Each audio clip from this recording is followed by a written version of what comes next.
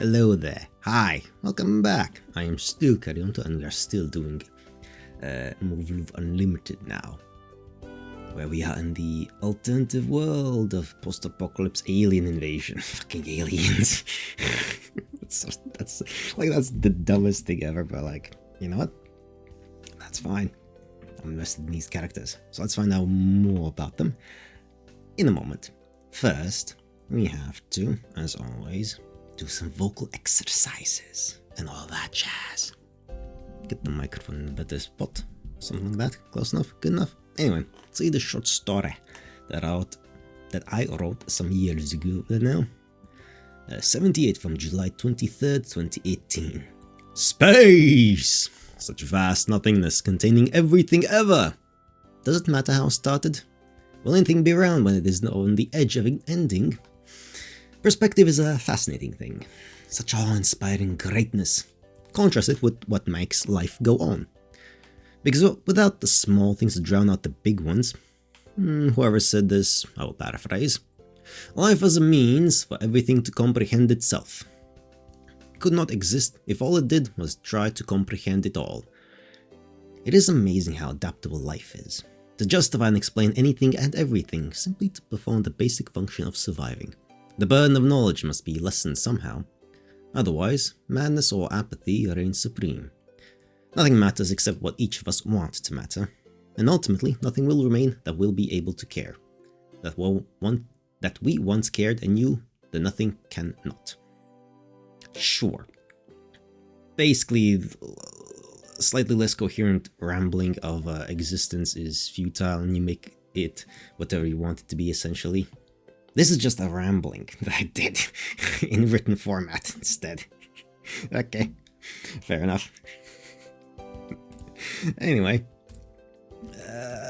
last time Takeru woke up and found himself in a world without Sumika. And the world he could not imagine, is now his reality. And our reality, and I am sad about that, but anyway. Instructor Kozuki, Marimo-chan is no more. She's not Marimo-chan. No, she's Instructor Kozuki. No, Jinguji Marimo. Kozuki is Yuko-sensei. And she's the top dog in the whole thing of the military base that is in the place of the high school. All the other characters are basically the same. Maya is still Maya. Very formal. Chizuru is still Chizuru. Ayamin is still Ayamin, and Miki is still trying her best to keep everyone calm and happy and all that. And we're about to meet Yoroi, who is not pretending or not confused as a guy, and instead as a girl. Yay, no longer Yoroi-kun, it's Yoroi-chan now. So let's just fucking go. Let's just go. There we go. Yeah. Hey, yeah. Last playthrough. I don't have last playthrough. Anyway. Starting today, we'll be postponing our normal lecture schedule in order to conduct a brief review of all the material we've covered thus far. As this is your second time around anyway, I assume the change won't pose any problems. There it is again. The second time. Right. We're doing this so that Shirogane can heal himself up to everyone else's level. There's that group responsibility thing again. And she's really putting me on the spot here. Well, that's the point. It's the military. Oh, wait. Why? Oh, come on now. You're supposed to disappear. Oi. Why isn't that? Oi. Oh, fuck off. There we go. God damn it. V2 Studio had a thing. Had a pop-up inside. Some buttons worked, others didn't for some reason. Who knows? Oh well. This measure was proposed by squad leader Sakaki. She stated that Shirogane is very capable of learning, given proper instruction. Most people are. What? Yeah, she's a team player. Come on now, don't forget, Chizuru is the captain of the squad. Like, the whole point is to get everyone up to snuff. It's literally life or death. Emotions can, like, take a backseat there. Last rep said that? Yes, squad leader, not rep. Dude, come on, get with the times, Takeru, you fucking moron. I expect the entire squad to cooperate fully. Yes, ma'am. Very good. Now then, turn to page 43 of textbook 4 regarding the nature of the beta. Do we even know anything about them? I guess it's been around for like 30 years, so... You guys... Well, yeah, you're a part of the squad. They don't have a choice. First, we'll start with the reason you're all here. Sakaki. Ma'am, what are your objectives as surface pilot cadets? Ma'am, to pilot TSFs, to re-establish humanity's law and order in the world, and to annihilate the enemies of mankind, the Beta. Next, Mitsurugi. Yes, ma'am. Briefly describe humanity's enemies, the Beta. I guess Beta. I don't know. The Beta are hostile. Chizuru may sound the same. I can't, I don't have the vocal capacity to do different female voices like that at all. I can't do female voice at all. I'm trying to. The Beta are hostile life forms originating from an extraterrestrial planet. They have never once communicated with humanity. Apart from their nature as carbon-based life forms, they appear to have nothing in common with us. Now describe their morphology. The different types of Beta are distinguished primarily by their size. The smallest are at least 2 meters tall, and the largest we know of can reach several dozen meters. So yeah, Starship Troopers bugs. Take it from there, Tamase. The different categories do not appear to share any biological traits in common. Oh. They are theorized to be as different from each other as insects are from fish, and fish are from mammals. Okay, so it's a combine thing instead. Okay, Alright, interesting. Interesting. Huh. Alright, interesting. None of these life forms fit into any pre-existing taxonomic category. However, they coexist in a single society. Somehow. Either that or they've, continuously evolved within themselves so much that the individual strains have become just so disparate from each other to not even share an ancestry anymore. Ayamine. Ma'am. State the Beta's objective and general behavior patterns. The Beta have established bases, which the UN calls hives, in several places, into which they draw all of the various resources from the Earth's crust. Their objective remains unknown. Good, that's enough. Shirogane, I'm sure you know this already, but all of the aforementioned information is readily available to all citizens through printed media. Yes, ma'am. If you ever need a refresher on the details of the progression of the war between humanity and Beta, look it up in the library. Yes, ma'am. She's probably referring to the absolute basics Yuko-sensei was telling me about yesterday, in which case I think I've already got a handle on it. No, you should review the basics again, man. Do so. Not to mention the version I heard probably contained information of a higher security clearance level. To be blunt, that is the extent of the information we have regarding the Beta. Which is very little. Almost none, honestly. Yes, ma'am. But however little we may know about the enemy, failure is not an option. If we lose, humanity will be wiped out. Ma'am. I will now supplement everyone else's explanations. Yes, ma'am. First of all, I'd like you to see some comparative data regarding the individual heights of each Beta class. Okay. As I explained earlier, the Beta are impossible to classify using conventional biological terms. Instead, we discriminate between them on the basis of width and height, as well as their specific roles and distinctive morphologies with regard to their size and roles. Okay.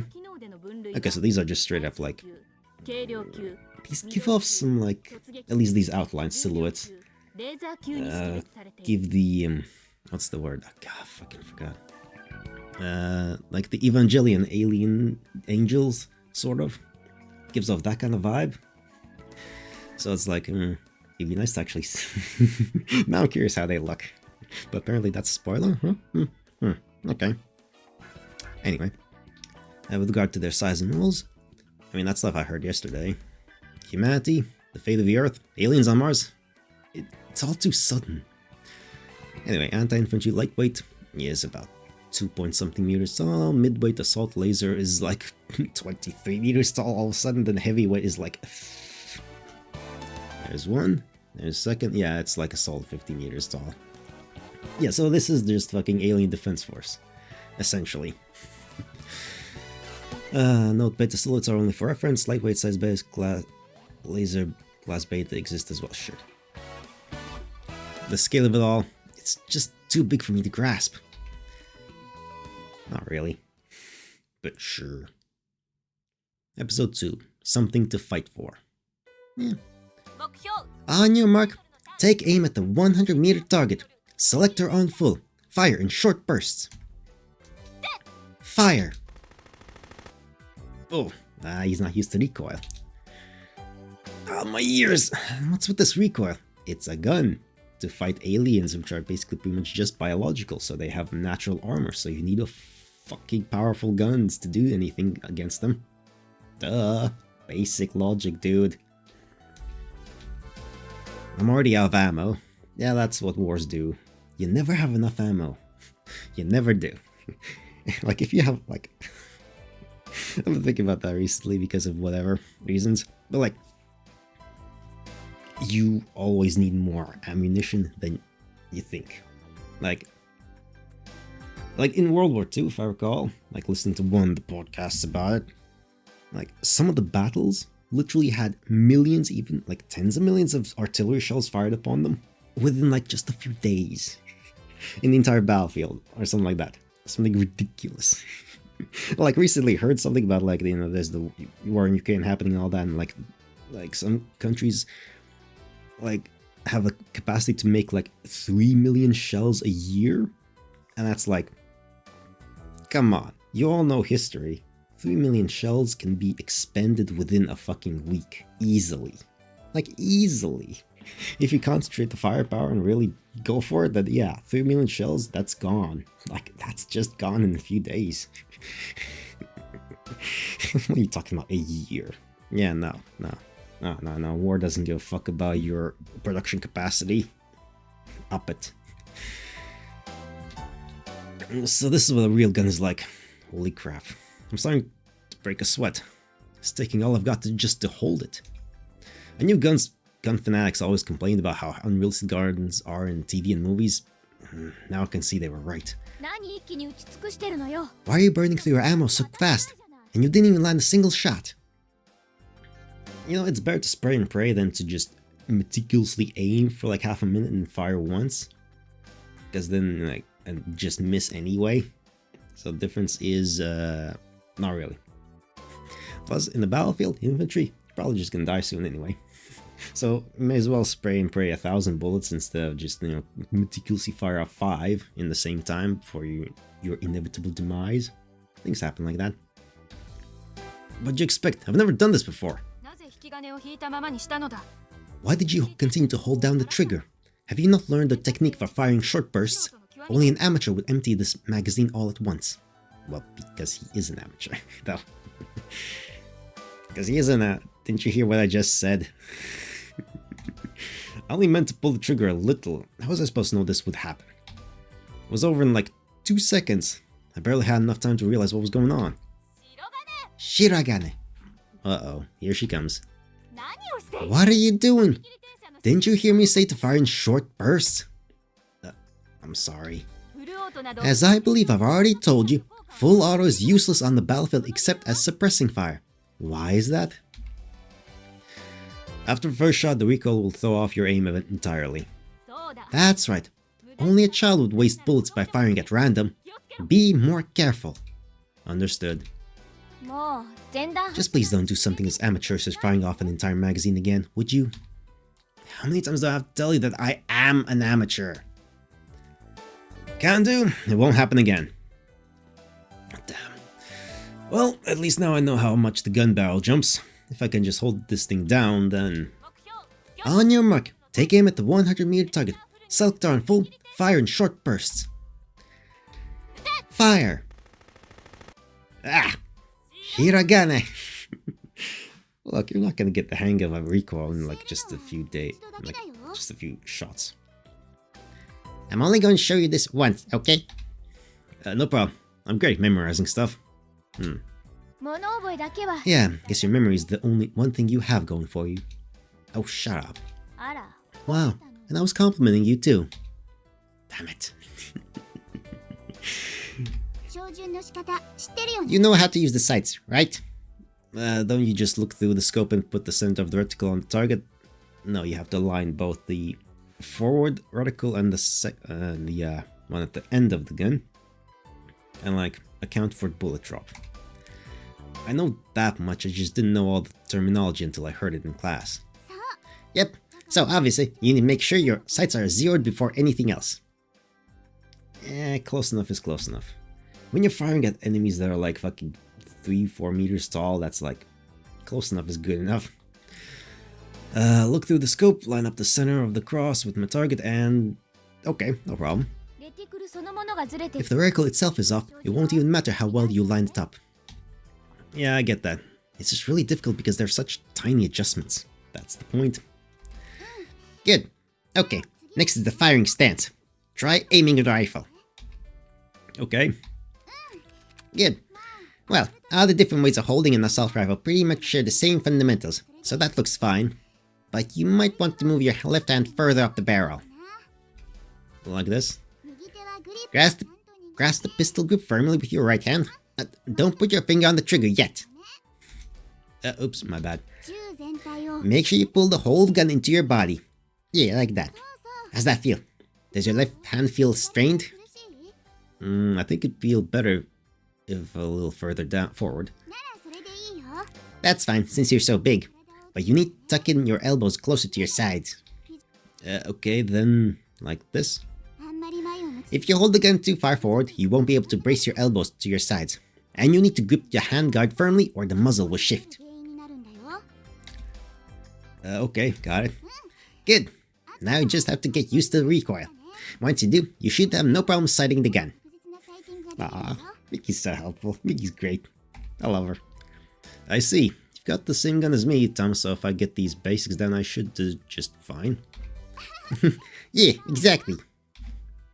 Hey ho!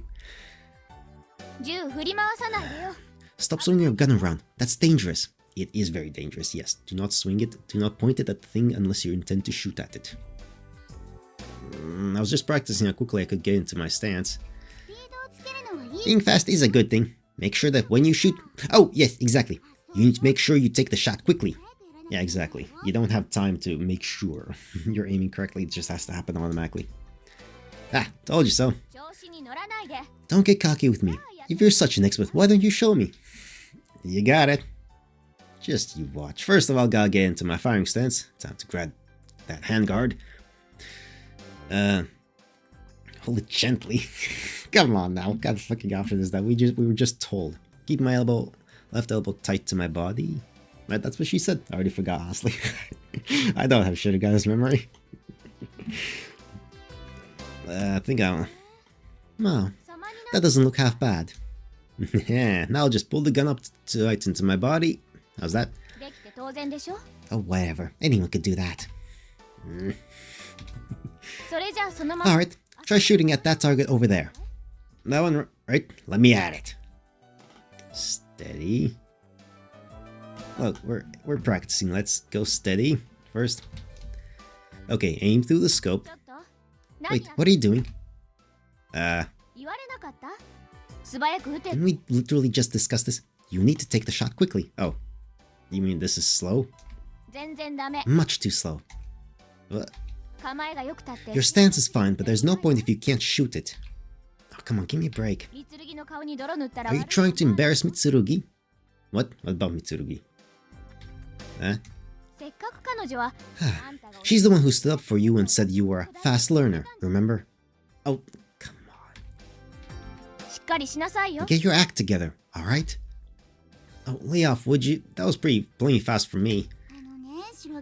Okay, but listen, Shirogane. This isn't an accuracy contest, so as long as you hit the target, it counts. Speed is valued over anything else. Right. However precise your aim is, it doesn't matter if your enemy escapes. Alright, fine. In other words, just shoot the enemy and hit them before they get away.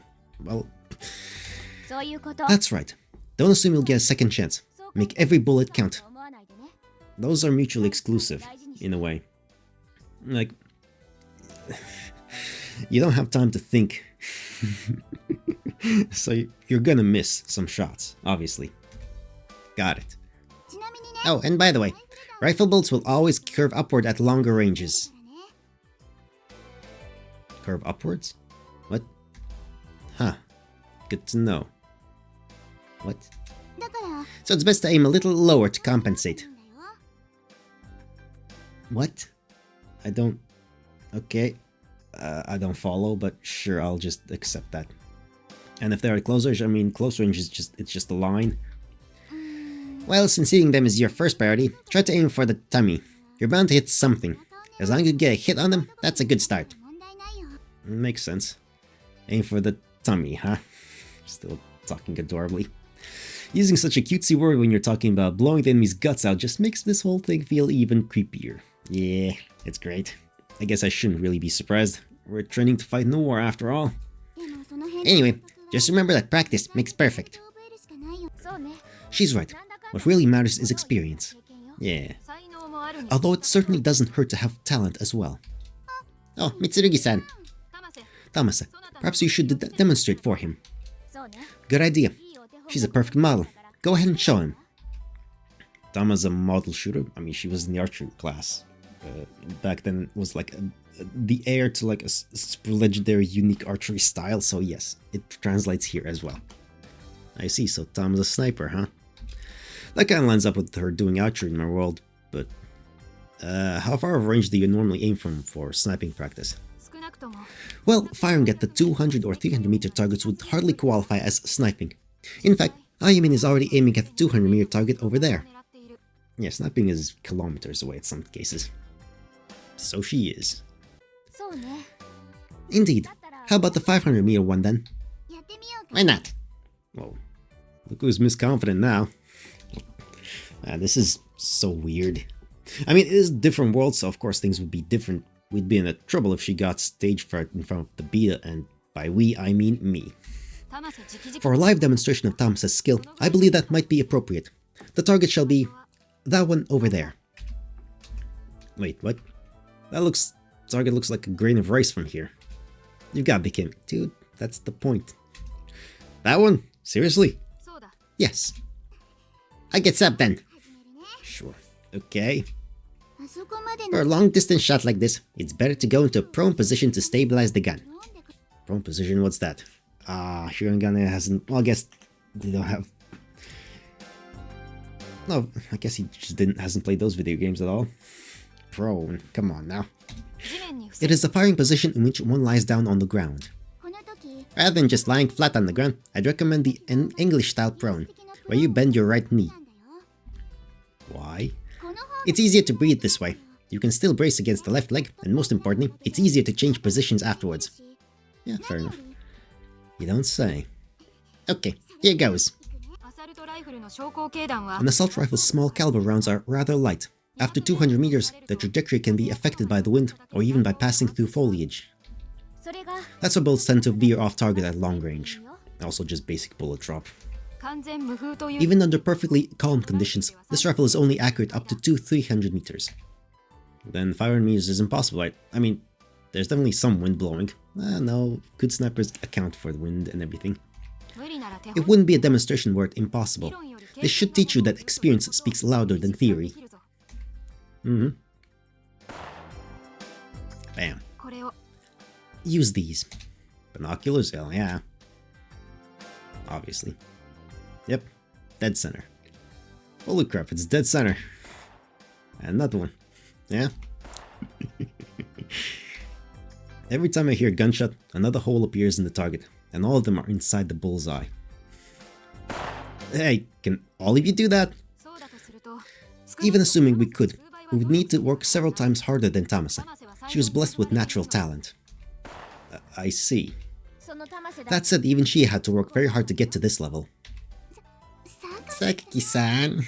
She's embarrassed. That's adorable. Tamase used to have a very bad case of performance anxiety. It took her a great deal of effort to overcome it. And back in the other world, she hasn't overcome it yet. What? Wait. Yeah? So then, Tama did have that problem here too. Yeah, of course she did. And if someone like me could do it, you should be just fine, Shirogane-kun. Yeah, I'll do my best. Alright.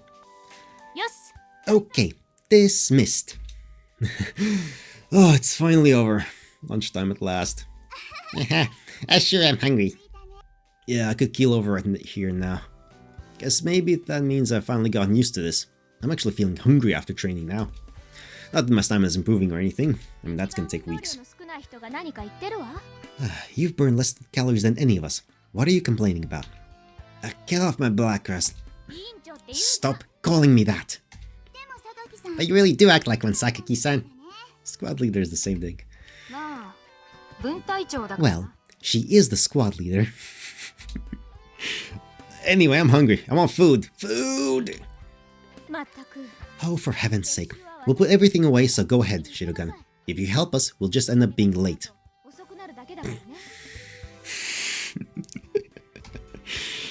Them's fighting words, or so I'd like to say, but I can't really deny them. Guess I'll take you up on that offer. Everything always circles back to that whole collective responsibility thing. So if I'm gonna help split the work, I guess the least I can do is get tea for all of them. Sure. Oof. Oh, who do we encounter? Whoops. Oh, gosh. Sorry, you okay? This is a new one. We haven't heard this voice before.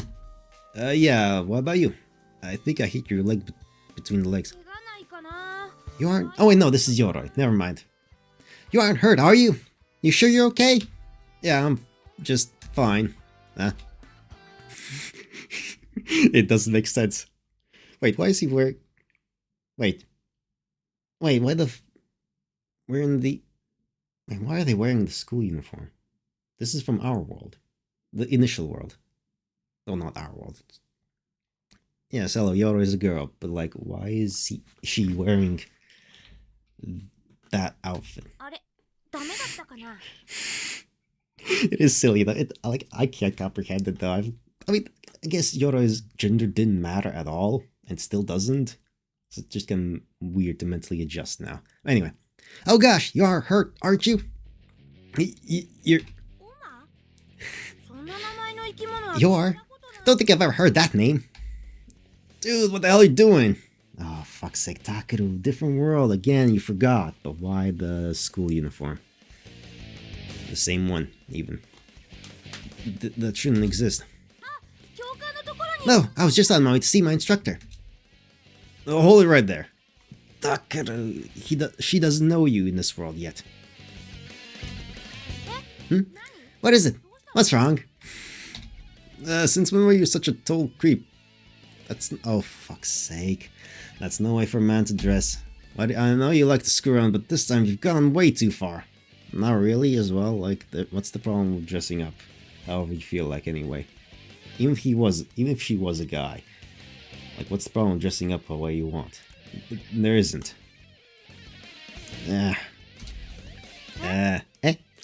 You're creeping her out, man. She doesn't know you yet, man. Like, you're being weird, you forgot again, Takeru, you fucking dumb skull. Oh my god. Okay, let's just get this scene over with. Like, take that uniform off right now, my eyes, they're burning. Okay, not really, but it's still creeping me out. Can we get this over with? What the? This sensation is faint, almost undetectably minute sense of softness on his chest. For fuck's sake. I mean, I knew this was gonna happen, but like, let's just get this over with. Whoa! What are you doing? Yeah, that's literally sexual harassment as well, by the way, right now, and that's happening. Blah, blah, blah. What the... And also, she's like a trained cadet as well, and also just strong and physically fit and capable, so yes, correct. Correct. Grip should have gotten it by the scuff and like slam him to the floor. I approve of that. Do it. What the? Since there's no stomach to punch him, we need someone to like put him in his place. Squeeze. My neck. Ah, that's good. I like that. Good. That's appropriate. It's bad enough I've been training to the point of exhaustion lately. Not to mention that I'm stuck in some weird dreamlike world. Did Mikoto really have to be wearing those clothes on top of everything else? And then he put me in the front face lock to boot. Fucking idiot. Takeru, you fucking idiot. Oh, hey, he's awake. Yeah, what the fuck was that about, Taki? You forgot? Shirogan, do you know who I am? Class rep.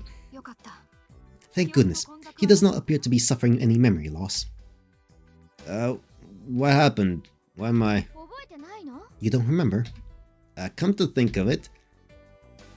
I ran to Mikoto, but he was wearing the... Oh, for fuck's sake. He just started trying to take off my clothes for all of a sudden. Of course I fought back. Yeah, obviously. But why are you wearing this uniform? Shouldn't you be in your... like, military uniform? Ah! It's you! You again! Fuck's sake, Takeru. Fucking idiot. Sometimes I really fucking hate Takeru. Like, there is no Sumika to balance him out and be, like, the same type of idiot as well. It's like the way they play off of each other. Now he's just kind of irritating sometimes like this. You know Yoroi? Fuck's sake, Takeru. Who cares if I know why is he dressed like this? This is ridiculous. Stupid fucking idiot, you Takeru. Why are you... a girl? This doesn't make any sense, dude. See? This guy's been like nothing but rude to me. He called me a total creep for no reason at all. Yeah. Of course Yoroi-san's a girl. Shirogan-kun, maybe you really should get some sleep. Yoroi, I regret having to introduce you to under these circumstances. But this man is our new squad mate, Shirogane Takeru. Yeah, it's really fucking awkward introduction. Really the worst kind of way to start off. Oh, so you're the new guy. Well, yep. I'm sure the way the kanji are written makes sense. To Japanese people, it's all gibberish to me. Well, my name's Yoroi Mikoto. Nice to meet ya. At least she's still, like, just kind of very laid back and just going with the flow of whatever's happening. And just forgets things. I believe I told you this before, but Yoroi had to take a temporary medical leave. Yoroi Mikoto. The kanji are all girly now. Sure. Man, you're really weird. You were all startled and stuff before, and now you're just staring at me? But his face... This is definitely Mikoto, alright? Yeah. And he was a she back there as well. That everyone somehow failed to notice. I mean, we only figured that out during the hot springs thing. Hello! No, fuck you, I'm not even gonna dignify that. Well, whatever. Just call me Mikoto. I'll call you Takeru. See, super easy going. She's great. We love her. She's like still best girl. Now. No, seriously, listen. No, fuck off, Takeru. It's irrelevant. Move on. She's moved on. Being in the hospital is so boring. I thought I was gonna die. Oh, but thanks so much for visiting me, guys. Yeah. I'm talking to you. Come on, it's the same. Like, she's still Yoroi. It's the same one. Alright, I've gotta go see the instructor. Hey, if I don't hurry up, I'll be late for lunch. Bye, Takeru. See you later. That easy. Simple as that. Doesn't concern herself about anything. Hey, would you please just hear me out? Why? Yoroi never did. And this Yoroi doesn't either. That's Yoroi, alright. That was Mikoto, no doubt about it. Exactly. There's not another man alive capable of such unfathomably selective hearing. Well, girl now. Woman, but... Shirogan, do you have any idea how rude you're being? You can't just call her a man. The matter of gender is no longer so important as it once was, but surely you could have chosen your words more tactfully. May is staring us down like that, that's great. You could have really hurt her feelings. Assuming she was even listening, that is. Kinda wasn't. Is she, like, actually a girl? You're still going on about that? This would normally be considered sexual harassment, you realize? It would. Shall we escort you to the infirmary? You gonna be okay, Shirogane-kun? Let's just ditch him. Thanks, Kay. I love Kay, she's still great. He's a chick, yes. Fine by me. We're just wasting our own time now. Shirogan, we're going to be leaving without you. It'll be too late or you won't have much time to eat. It's yakisoba day. Mikoto's a girl, yes. A girl, yes. Okay, yes, we get it. Fine, have an existential moment. If you think about it, makes perfect sense.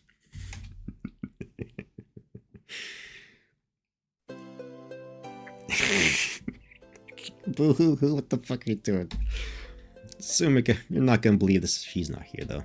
My food, it's gone. All gone!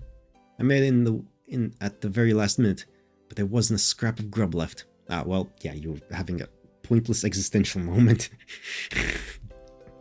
Damn it. I should be in my own home, eating a warm, delicious meal right now. You were right. Meals really are one of the fundamentals of a happy life, huh? But, you know, the more I get used to living here, the more I find myself forgetting all about you. Kinda starting to miss your obnoxious wake-up calls. Yeah, we miss Sumika. But she's gonna be back in Alternative, which is gonna be like, probably like 20 hours later. It's gonna be a while. It's gonna be a while before we get back to her. And that's gonna be different kind of depression or something, right? God. This is all Mikoto's fault. No, it's your fault for being a fucking stubborn idiot. Why is his name written Beautiful Harp now? Why would a grizzled outdoorsman have such a fancy pants name? Yeah, it's the same thing. Literally that's a man. How? No, it's not. Okay, so this Mikoto's a girl. And sure, the Mikoto I knew acted kinda girly sometimes, but why am I getting them mixed up in my head? It's the same person. My mind's not working right. There's something wrong with me. Well, yes, you're an idiot. You're a shonen protagonist. That's what's wrong with your brain. Stop confusing me like this. I don't swing that way. Who cares what way you swing even? It doesn't fucking matter. He's hyperventilating over this. Over all the fucking things. Don't think I've ever managed to wind myself just imagining stuff before. Wind myself, okay. But anyway, how can I put this? There wasn't much there, but it was definitely soft, which means this Mikoto really is a girl, I guess, and she was cute, okay? He's having a gay panic or something. Damn it, no, I'm still not accepting this world. Not only is Sumika missing, but Mikoto's a girl. And a cute one too. I'm gonna go get some fresh air. And after all that, yeah, I'll go ask Yuko-sensei about it. They might just have the same name. Their faces are pretty similar, but you know what? I'll cross that bridge when I come to it. Although, what if I end up learning something totally unexpected? What if he used to be a boy, but got sex exchange? Like, oh, fuck's sake. Do you really think they have time for that kind of stuff in this world? A person like him, her. No, it's alright. There's no need to fear the truth, whatever it may be. You're an oblivious idiot. Back in the old world. Huh? There we go, proper uniform. What the heck was that? Your voice came out all funny. Thanks, Mikata. What are you doing out there? Here. Oh, I've been scavenging for food. Thanks to you, I missed out on... Yay! What's she's so happy about? Come on, fix yourself, man. He finds something on the ground outside and yells, yippee. Seriously? Well, it is the post-apocalypse.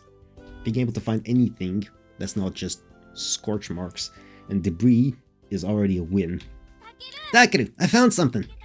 What do I do? Should I just grit my teeth and accept this? I have no other choice. We're hungry. Wait, what was that? With the menu? Oh, it's got the mech things.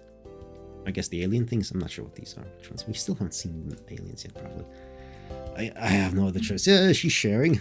Let's share a meal. Sure, why the fuck not? I have no other choice. No, I refuse. Ah! Don't you gab me, damn it! Well, you're the one who started screaming, Takeru. Jeez, you really scared me there. Oh god, stop using that voice. You're tugging at my heartstrings. But she's always used that voice. Yoro has always been the same, dude. And even worse are those pleading puppy dog eyes, which Yoro always had as well. What's wrong? It's nothing. Damn it. Poke. I did! You don't have a fever. Your lymph nodes aren't swollen either. Completely oblivious. Your arteries and veins look healthy, and blood's flowing normally. Takeru, what's wrong? She's having a gape bag, that's what's happening. Stop it. It's your fault, dude. Yoroi has nothing to do with the situation at all. She's just being herself. Oh, that reminds me. You know I missed lunch on account of you. Takeru. Stop, don't give me that cutesy little head up till that's against the rules. For fuck's sake. I hope he gets over this stuff quickly. Oh my god, I swear. She's totally controlling this conversation. Yes, that's what Yoroi does.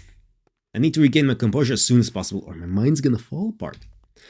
Keep it together, man. He'll be in Yuko-sensei's office before you know it. I shouldn't have gone to the field. Alright. It's a fucking mess. But oh well. Hey, Sensei, sorry to bother you, but there's something I've got to tell you, or rather something I need to ask you. Sensei, you here?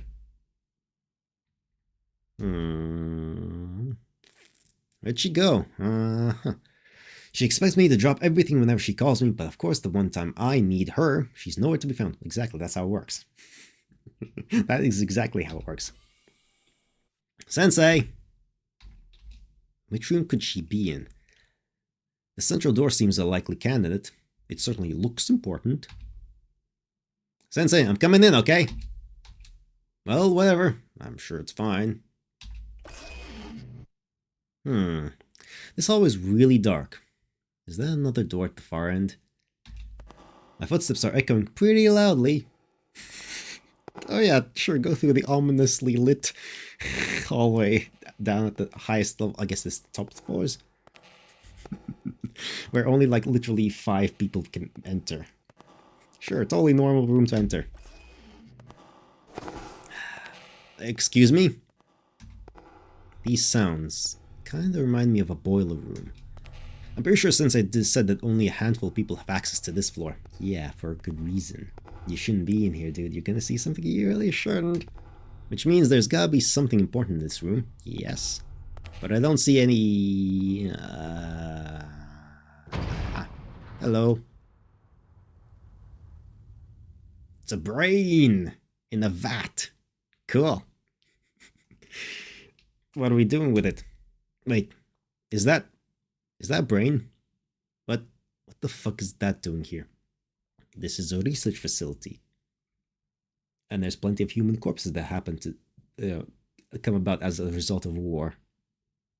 And there's plenty of people who would be totally willing to, donate their bodies and minds literally for the pursuit of destroying the enemy that is literally threatening the existence of humanity.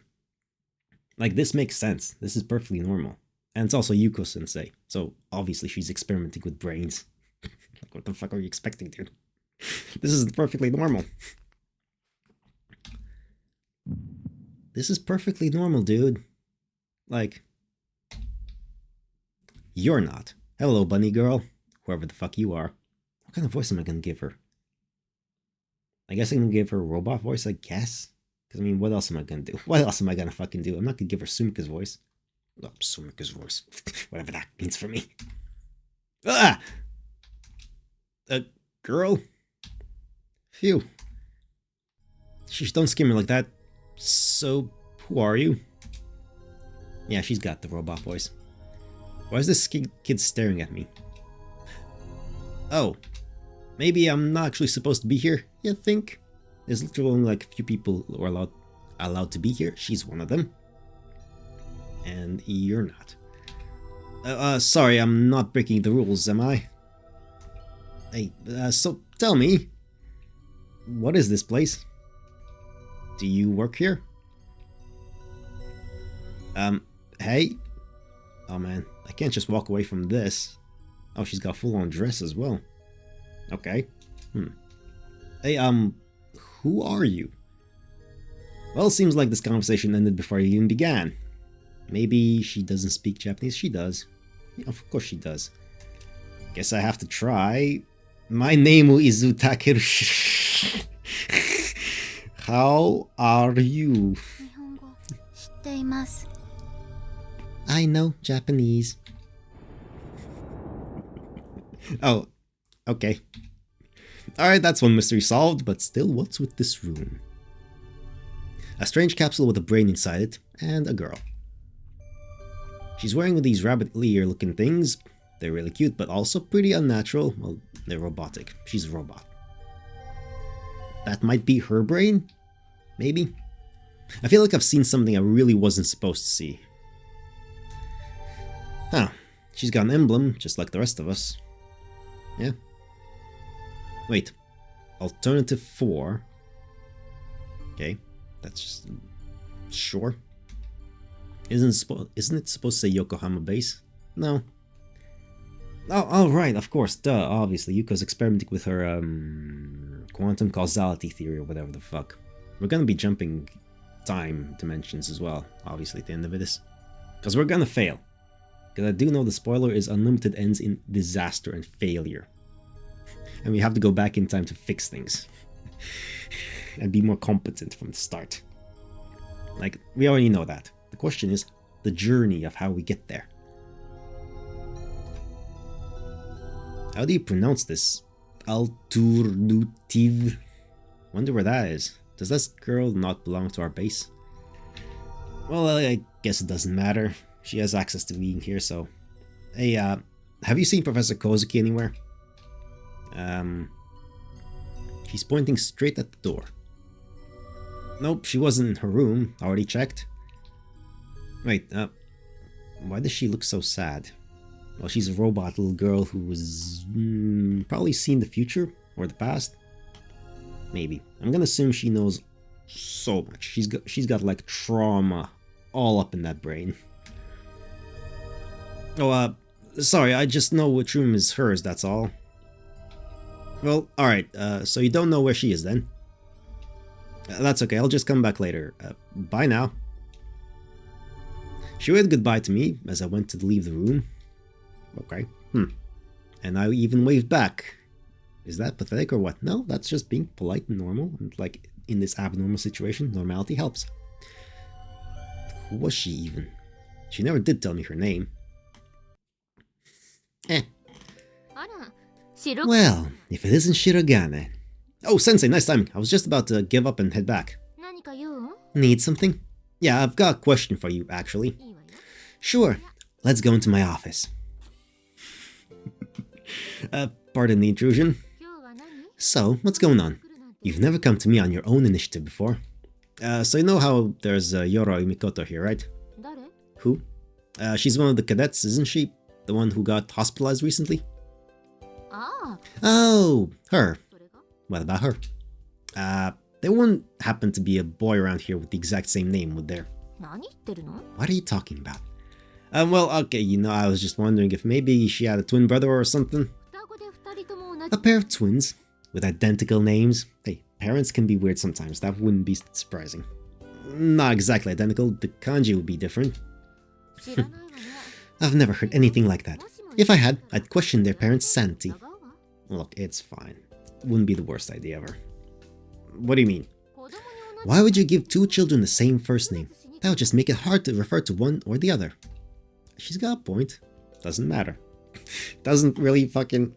Didn't stop you from naming people like Napoleon, whatever the fuck was happening there. Or like, you know, how many Henry kings did we have and all that bullshit? And people naming their kids after themselves and everything else, like... That hasn't stopped anyone from anything else. Any bullshit naming conventions. Why do you want to know this anyway? Because Mikoto's definitely a boy in my world. Oh, neat. Also, no, she's that. That's all you have to say. It doesn't... I mean, why does it matter? It doesn't. Everyone I used to know back there is in my squad now. Even you and Marumo-chan. So it would seem.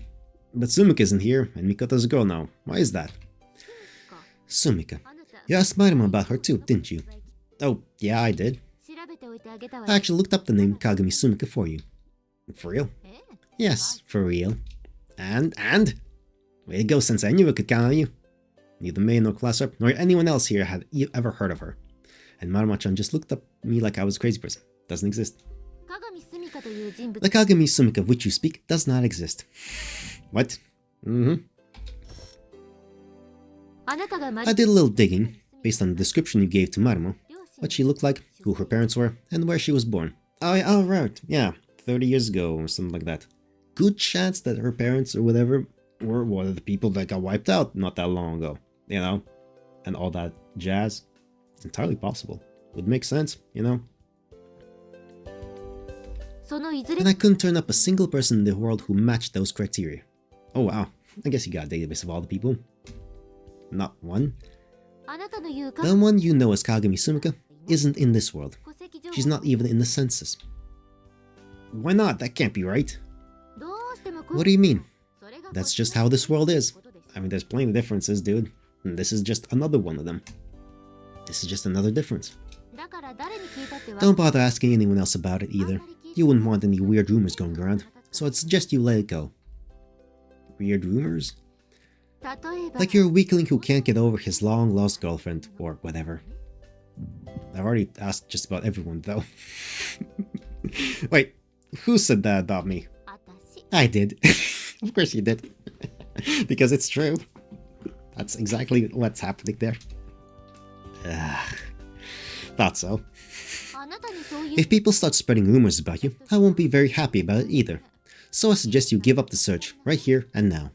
I mean, no one exists, not of humanity. No human under that name exists. Yes, ma'am. There's no Sumika in this world. It's very empty because of that, though. It's nothing to get depressed about. I know, but aren't you glad she isn't in this horrible world? The one you aren't willing to admit is real? Yeah. There's no theoretical law that requires every single person you know to be in this world too. It's an alternate reality.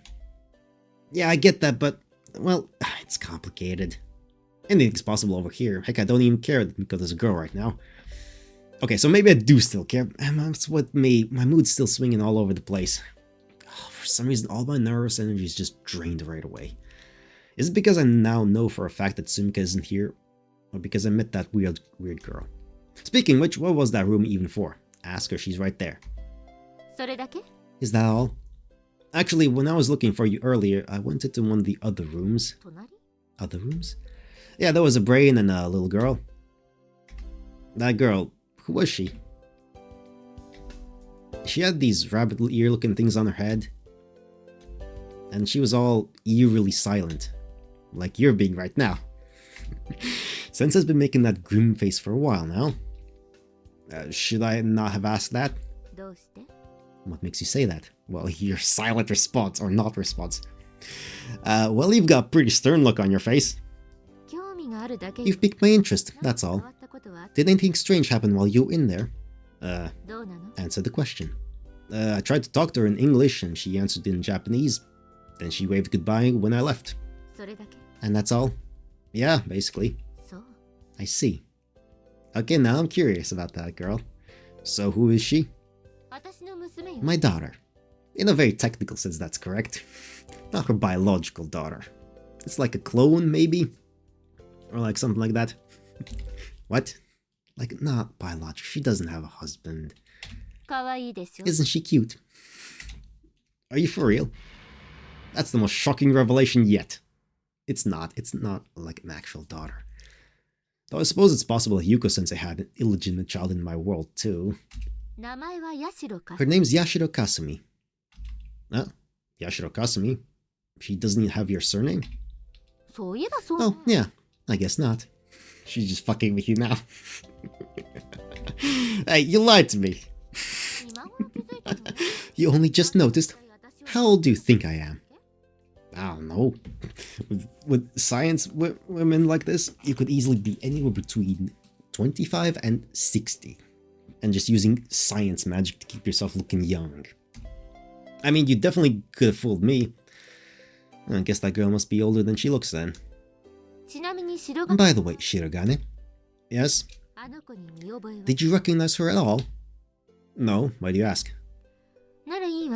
Never mind then. Wait, is she the Tsukiji, the one who was a cat back in his original world? Maybe, something like that going on. Am I supposed to recognize her? I just thought it'd be interesting if you knew her. I was wondering if she existed in your world too. That's all. Oh, I see. I mean, she could, but we never met her. By the way, there's no reason why you can't go in there. I've given you that much clearance already. Oh really? Awesome. Good to know. You two play nice now. Okay. She's... okay. I'm very curious now. What the fuck is going on? Yes, ma'am. Alright. Since you're already here, answer some of my questions. Sure. What are they? Tell me about the other me. Sure. Very similar. Barely any differences, honestly. What? You might be better off not knowing. Why? Last thing I need is for you to start acting like my Yuko-sensei. I mean, she kinda already is, so it's not that big a difference. Why the silent treatment? Out with it already. I'd like to know more about Marimo too. God. Oh god, but you're like, you kinda have to answer her questions. Fine. Chan? Dekeru-chan! Now we're having a dream. Oh god, you're so loud. You lose. Who the hell is it? Don't bug me at this hour. Damn, Mikoto, how could you go at so much better at Valgeon while I was gone? I'll never accept this. Not in a million years. I demand a rematch. Squish. What's this? When did they start making these triggers so soft? For fuck's sake, who are you groping this time? Alright, who is it? What's this squishy feeling? No, this is just a memory. This isn't happening. This is just the this is the dream. Hello. Hi, Sumika. Oh, it's just you, Sumika. And now he's voiced again for some reason in this moment. Yes, we know this was literally like the first scene in Extra. We know. Sumika-chan, is that worthless son of mine awake yet? Sumika, you're up pretty early, don't you think? Considering it's a Sunday and all. So, what can I do for you? This is great though. I love this. I love this. Her reaction, just the burning anger. Just to be sure, you understand that this is beyond my ability to control, right?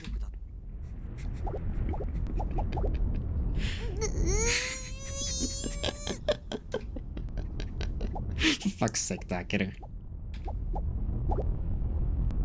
Good. I'm glad we're on the same page then. And might I add that your breasts feel a bit bigger today? What the heck do you think you're doing?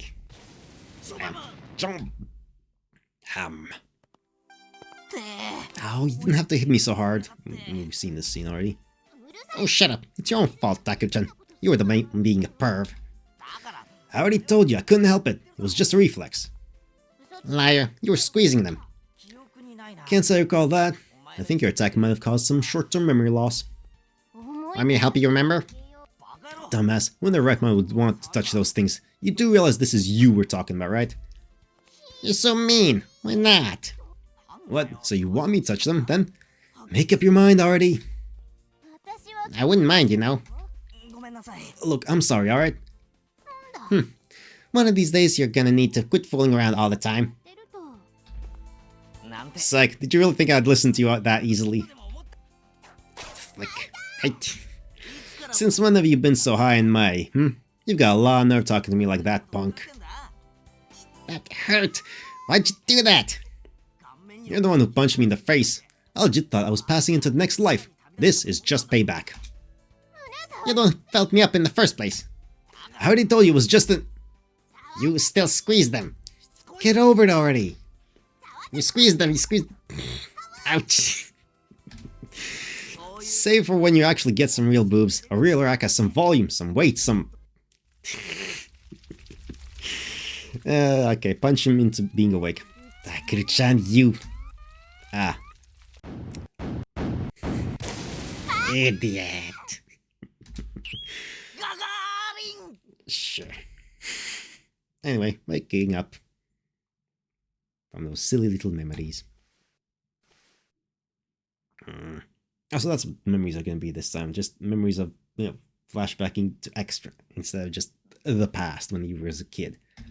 Let me sleep in a little longer, Sumika.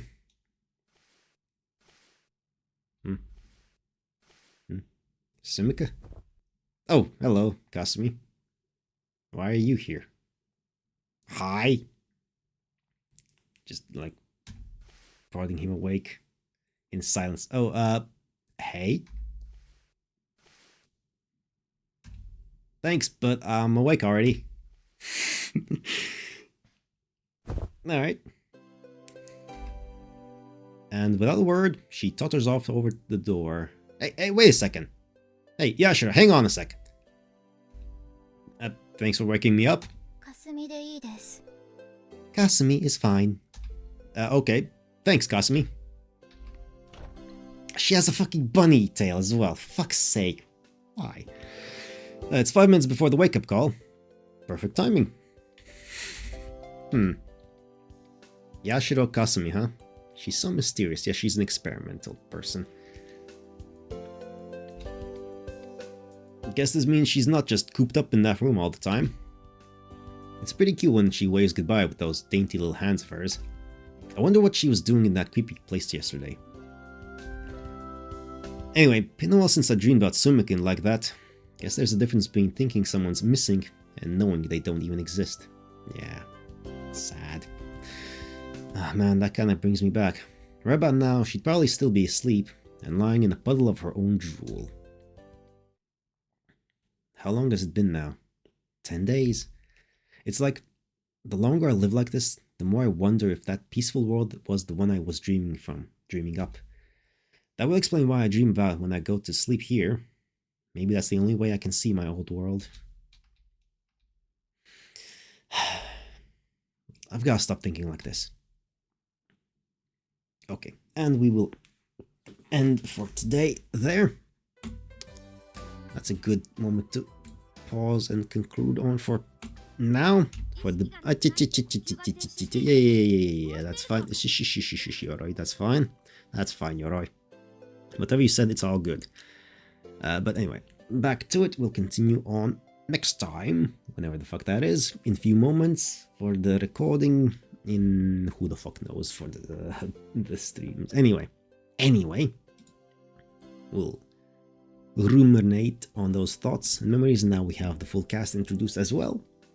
Well, most of them anyway. Well, the important cast. There's other characters we saw in the fucking options menu. You can see like all the voices of all the other people. There's a bunch of ones. Like we have, all the Suzumiyakan, then Tsukimana. This all the things. These three, we don't know who this. We didn't meet this guy. Didn't follow that. We've met her now. And there's a bunch of other ones. We don't know who Kyozuka Shizu is. Who the fuck is that? Paul Radhabinod. Paul Radhabinod. The fuck kind of name is that? Sagiri Naoya. Okay. Wait, where is... Wait. Where the fuck is the driver guy? I guess he's under other. He appeared quite often. Anyway, I'm getting distracted. That happens. Anyway, until next time, here's some music. Kate Bush, Love and Anger, A Flock of Seagulls, Nightmares, 66 Boys, Rock Me Baby, Queen, The Invisible Man, and The Black Rose Remedy. And until next time, bye-bye. Anyway, welcome back. Hello. It's in the last few seconds. It's been 12 days for me. These things happen. Anyway, that's fine. These things just happen. Anyway, vocal exercises. Let's continue with Muv-Luv part 2 and things. Going to school and stuff. Military stuff. Anyway, short story 79 from July 24, 2018. When the lights go out and the lightning strikes, it's time to run and hide, because the killer's loose now. And all the cops are dead. Nothing left now, just to wait and feel. For the heart is stopping, but the shock won't rest, and your pain goes on. No sane mercy, or the will to talk. Just a sadist monster, with a flair for art and a fleshy canvas. Pretty sure... No, I have no idea. It is very similar to some of the weapon stories from like Drakengard games that I have recorded on the other channel and stuff like that. Probably, I mean, I had read these by that time, by this point, I think. At least gone through the Dark Kids screenshot LPs of those games and seen these stories. Anyway, fun stuff. It's good. It's nice to have that kind of things in there. Not really, God give it. Anyway, whatever. Moving back along to Muv-Luv, we are going to continue. You're in the classroom. The whole student body is here now. And all that jazz. And is this thing functioning? Good, this thing is functioning. Because I never know. I never know. Sometimes I never know. Anyway, continuing on. We're in the classroom after meeting Kasumi, the thing. Anyway, if someone's lost consciousness and stopped breathing, that doesn't necessarily mean they're dead. Uh-huh. There are some things you need to check first before you can make that assumption. Uh-huh. For instance, are they bleeding? Wait, her voice sounds different of us all of a sudden. Are they conscious? Are they breathing? And be sure to check their pulse as well. Uh-huh. Earth Takeru, you in there? Why are they in, like, just regular... Like, why do they have these school outfits? And it says Hakuryo as well here, like...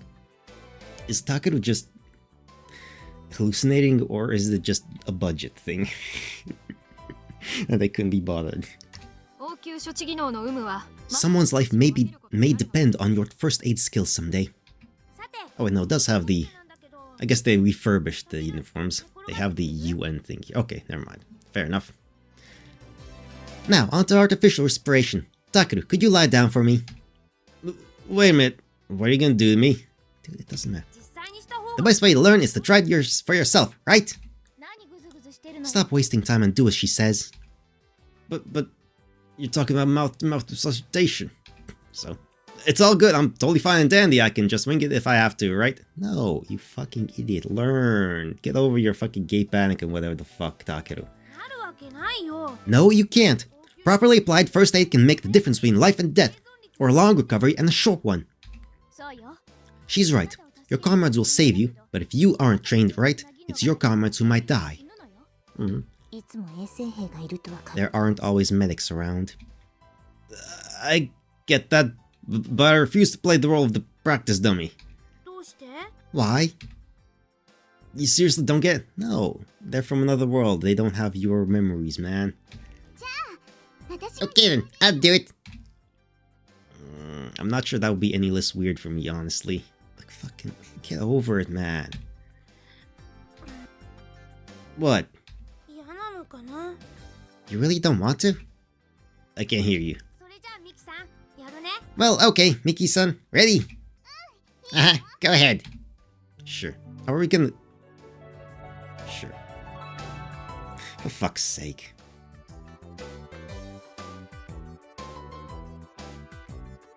I'm not sure if I'm glad I saw that or just disturbed. Maybe it's a little bit both. Get over it, doesn't matter.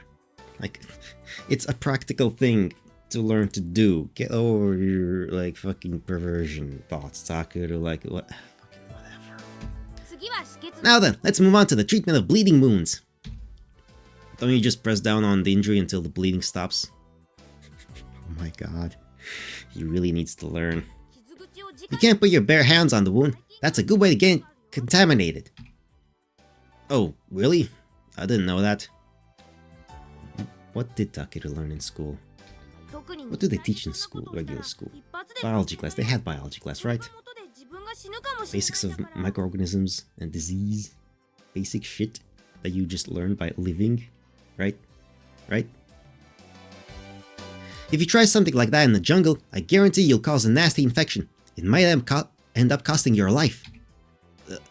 Okay, duly noted. There are 3 main treatment methods: applying pressure on normal cuts, suppressing arterial bleeding with your fingers, and using a tourniquet on potentially lethal wounds. Like so. Oh, hey, what are you doing? You have to fucking experience the thing to know how to do it properly, dude. You can't just, like... Hold still. So you take your rope or cord or whatever, then wrap it around the limb. I got it. Don't come any closer. Get over it, man. Fuck. But this is still pretty loose, so you need to slide a stick through the here and twist it. There. You need to raise the arm until it's higher than the heart too. Like so. Ow! Oh, you can handle a little pain. Be a man. Whatever. You're the last person I want to hear that from. It's not the same. Fucking Takeru, you fuck. By the way, Takeru, have you ever read any books on first aid? No, he hasn't. Nope, can't say that I've read about any of this stuff. Although I guess I've heard bits and pieces. And I guess I should mention this too. Mention what? A lot of books say you can loosen this tourniquet after about 2 hours, but that's a misconception. If you loosen it, the wound's just gonna start bleeding again. Yeah, tourniquet is applied to something that's bleeding real bad. It's not gonna just shut on its own. Wait, what? You just leave it tied on? Doesn't that stop circulation? It's better than losing the limb. Or, no, you're probably gonna lose the limb if you need a tourniquet somewhere, maybe, potentially. But it's better than dying from, bleeding it out.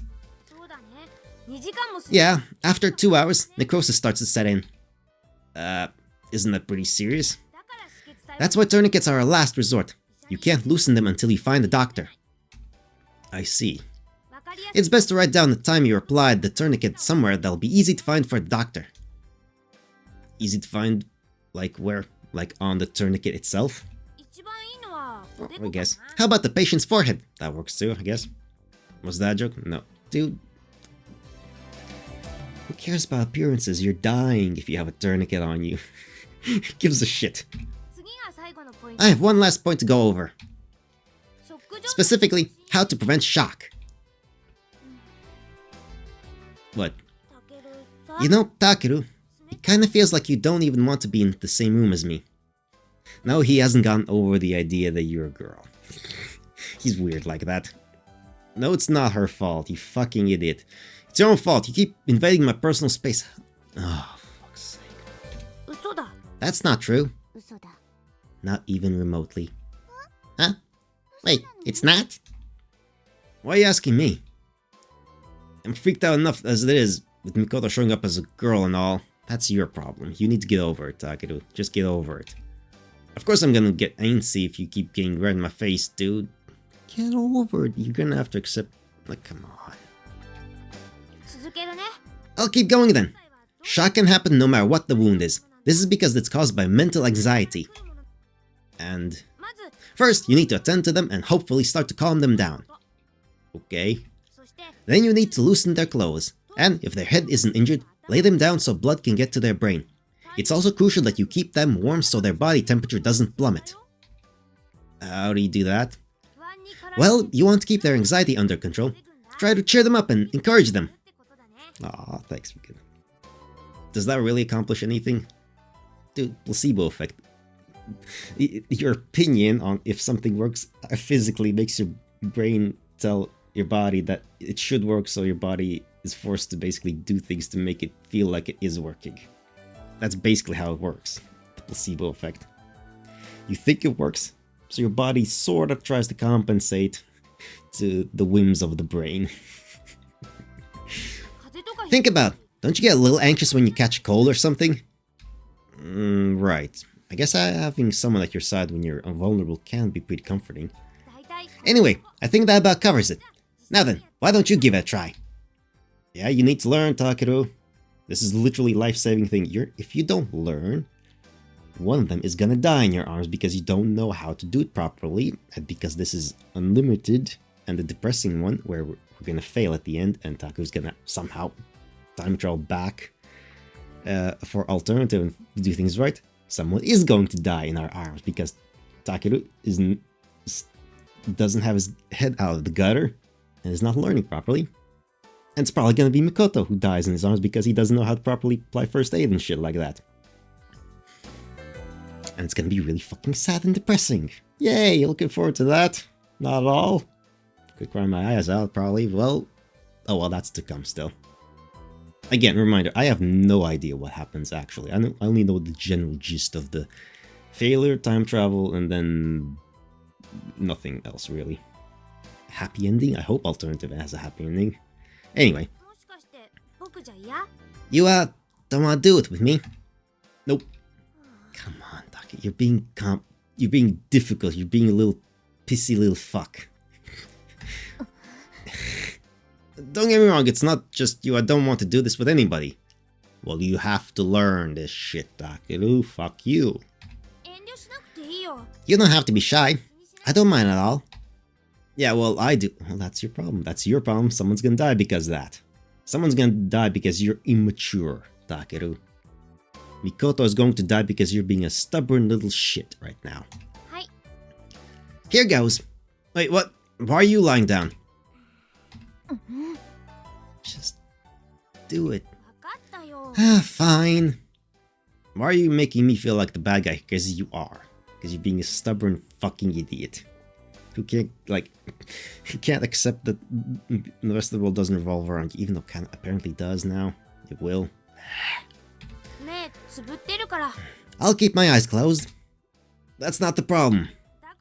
Seriously, I don't mind at all. I'm fine. Listen to me. Well, you're not really saying anything, Takeru. That's your problem. You're not actually saying anything. You're so weird, Takeru. Yes, he is. How am I the weird one here? Because you're not practicing basic first aid skills with everyone? Stuff that is literally life-saving? The stuff that you don't know? And everyone else is doing? Like, you're in the wrong, man. Good grief, what an ordeal that was. Yeah, because of you. You really need to get over the fact that Mikoto is a girl. What do I have to do to deserve this anyway? You are the protagonist of a story. That's what you did. I just can't look at her and not see a male Mikoto. Well, Mikoto was always a girl. You just didn't see. Hold it, Shirogane. What's up? Listen here. You need to stop being so childish. What are you talking about? About you being a fucking baby? That's what. You fucking moron. What the hell did you think you were doing back there? Those skills can be the difference between life and death. Well, it was just what? Spit it out. Like I told you before, I happen to know a guy who looked and acted exactly the same as Yoroi. Oh, cut the crap. I'm being serious, and what about you guys? You really don't mind the, girl-on-girl action? Excuse me? I understand that our lives might depend on this, but, you know, it's what? It's what? It's fucking what, Takeru? Spit it out. What's the problem? You obviously don't understand. What would you do if Yoro was dying right before your very eyes? Which is going to happen. Well, if it ever came to that, I'd do it then. Sorry, but I'd make sure you never lay a finger on her. What? Because you don't know what you're doing. If you can't do it now, you couldn't possibly do it then. And even if you could, I'd never entrust her life to a person like you. Yeah, she's completely right. Taku, you're a big little man baby. Damn it. I don't really have a comeback to that. No, you don't. You need to grow. Come on, Taku, grow as a person. Become less of a fucking idiot. You asked me why we don't mind doing this? Well, allow me to lay it out for you. We wouldn't be okay with kissing each other. But what we're doing in there, that's first aid. It has nothing to do with your absurd juvenile fantasies. That is correct. Class-up's right. Guess I still haven't come to terms with the fact that we're preparing to fight in the war. Yeah. Being in the prison cell really didn't do anything for him to set reality in that this is a different world. Honestly, best way for Taku to get over his, old world habits is to get injured. Like a slap in the face, like a shock would really help, reset his thought process. Like a proper one. It would help. Yes, it's brutal and a bad thing to say, but it's correct. I'm not wrong. He needs a fucking shock to the system. And to reset his thinking. Sorry, but this still doesn't feel real to me. Yeah, exactly, he needs a physical shock. Can't get any more real than a fucking bullet wound or something, right? Or a broken bone, whatever. Reality needs to set into this fucking idiot's mind. And let me tell you something else. Not a single one of us would ever want to kiss you. Not even if you were the last man on Earth. Well, that's not correct. Not gonna... Well, here, maybe, but that will end up not being correct, unfortunately, honestly. Just like, yeah, that's the trouble with all these romance nuns. It's always like they say this, but nonsense stuff, blah, blah, blah. Oh, but don't worry. If we ever needed first aid, we do whatever was necessary. Well, yeah, because they're not kids. I don't know what makes you so special or whatever, but this kind of behavior is intolerable. Correct. Hey, wait up! What? Look, I'm sorry, really. That wasn't cool of me and I apologize. You guys might have trouble believing this, but I grew up in a place where I never had to deal with the war. Yeah, it does seem that way. So I guess, I just don't have the same resolve or sense of urgency that you do. But I really want you guys to believe me. I'm not taking this training lightly, and your safety does matter to me. Please, if you're willing to trust me on anything, let it be that. Maybe I've been misunderstanding all of this. Yeah, maybe just a little bit. That peaceful world that I lived in, or at least peaceful region I lived in, it made me think I knew how precious and valuable our lives and tranquility were. So I thought this world was the one that was all backwards, because it was nothing like mine. But it's actually the exact opposite. Everyone here is living in a world where most of the population is dead. Even teenage girls have to be rushed down to the battlefield. That's why they know all too well the weight of a life. They know better than anybody the value of peace. And it's not exactly a good thing. In my world, at the very least in the part that I lived in, we took peace for granted. It was as natural as having air to breathe. But still, if you switched on the news for even a minute, you'd see plenty of stories about people killing each other for petty reasons. Well, that was completely unlike you. As long as you understand, that's all that matters. Okay, good. He had a moment of self-reflection and growth. A little bit. Let's see it translate into action. I'm really sorry. I already said it's okay. You're always so extreme. Don't go tearing up like that in front of the others, alright? If you start acting all depressed, you'll make everyone worry about you. Taking care of the squad's mental health is my job too, you know? Class rep. Got it. I'll act natural. You're so obedient. It's giving me the creeps. Hey, what was that for? What's creepy about a man knowing when to make a genuine apology? There we go. That's a lot more like you. Ah, she's good. She's good at this. Well done, Chizuru. Good. I like her a lot, actually. What the hell? You're really gonna nag me about the way I apologized too? Hey, got you back in your spirits. That's the point. She's good at this psychology. Good on Chizuru. Well, to be fair, I'm pretty sure that was just her way of clearing the air. She even altered the class curriculum for me. I mean, sure, it was probably more for the sake of the squad as a whole, but it must have taken a lot to make that happen. I mean, probably not as much as we think. She really is trying to be a proper squad leader. What are you doing? Hurry up or you'll miss out on the lunch again. What? Oh crap, I can't let that happen again. I've gotta get changed and head over to the PX pronto.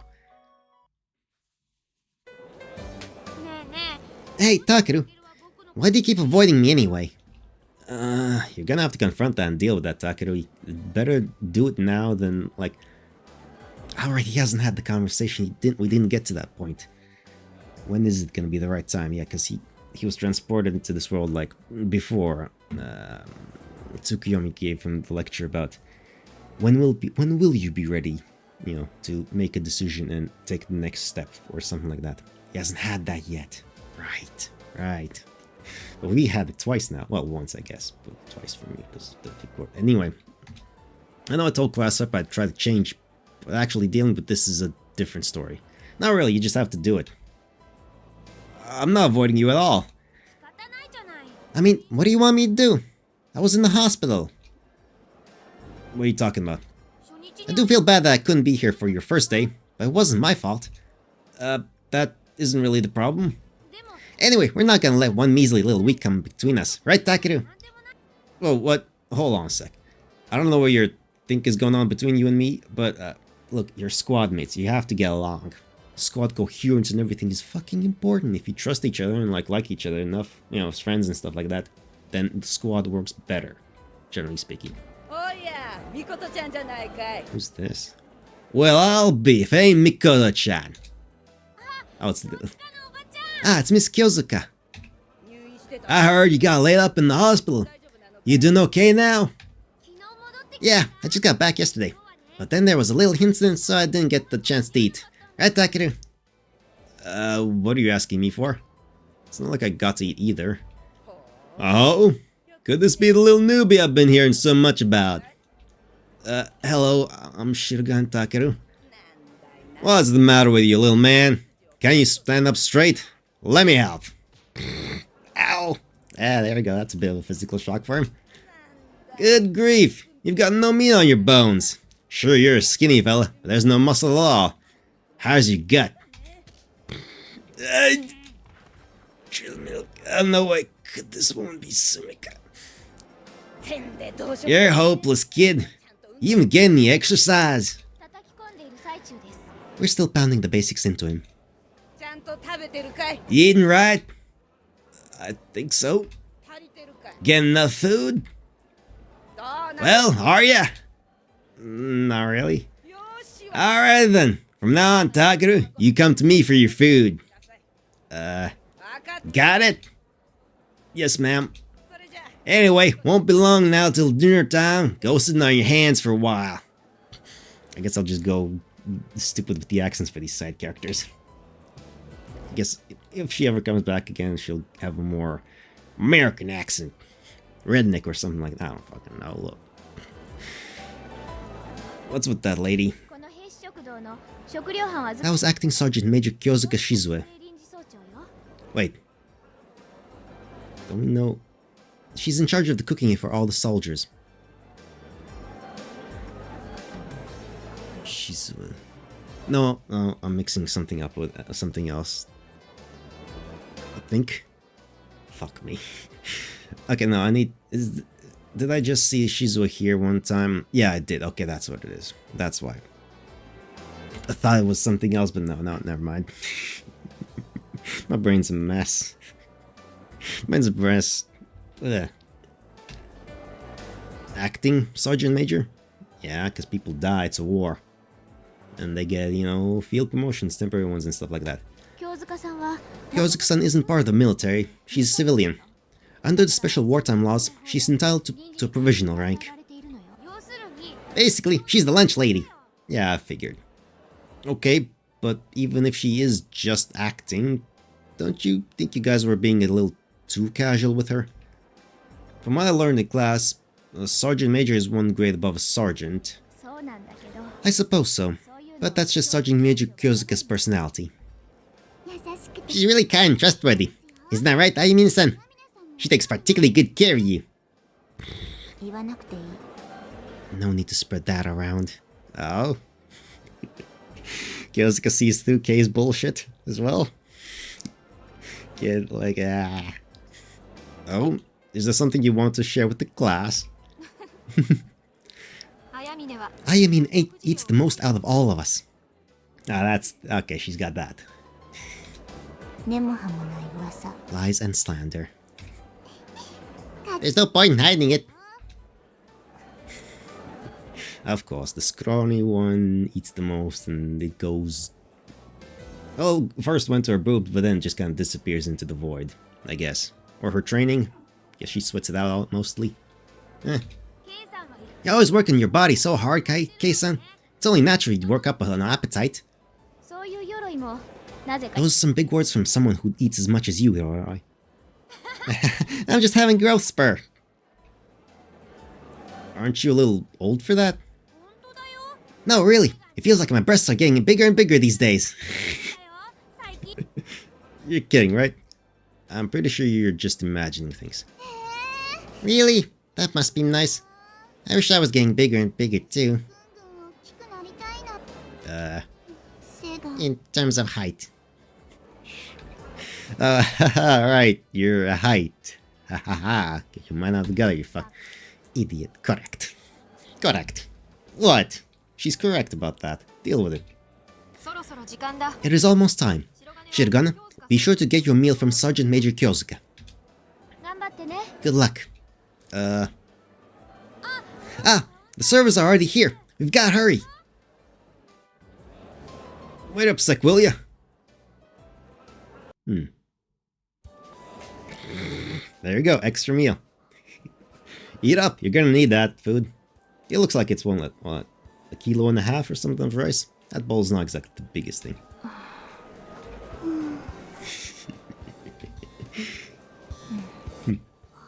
Like, for her, that's just a standard sized bowl of rice.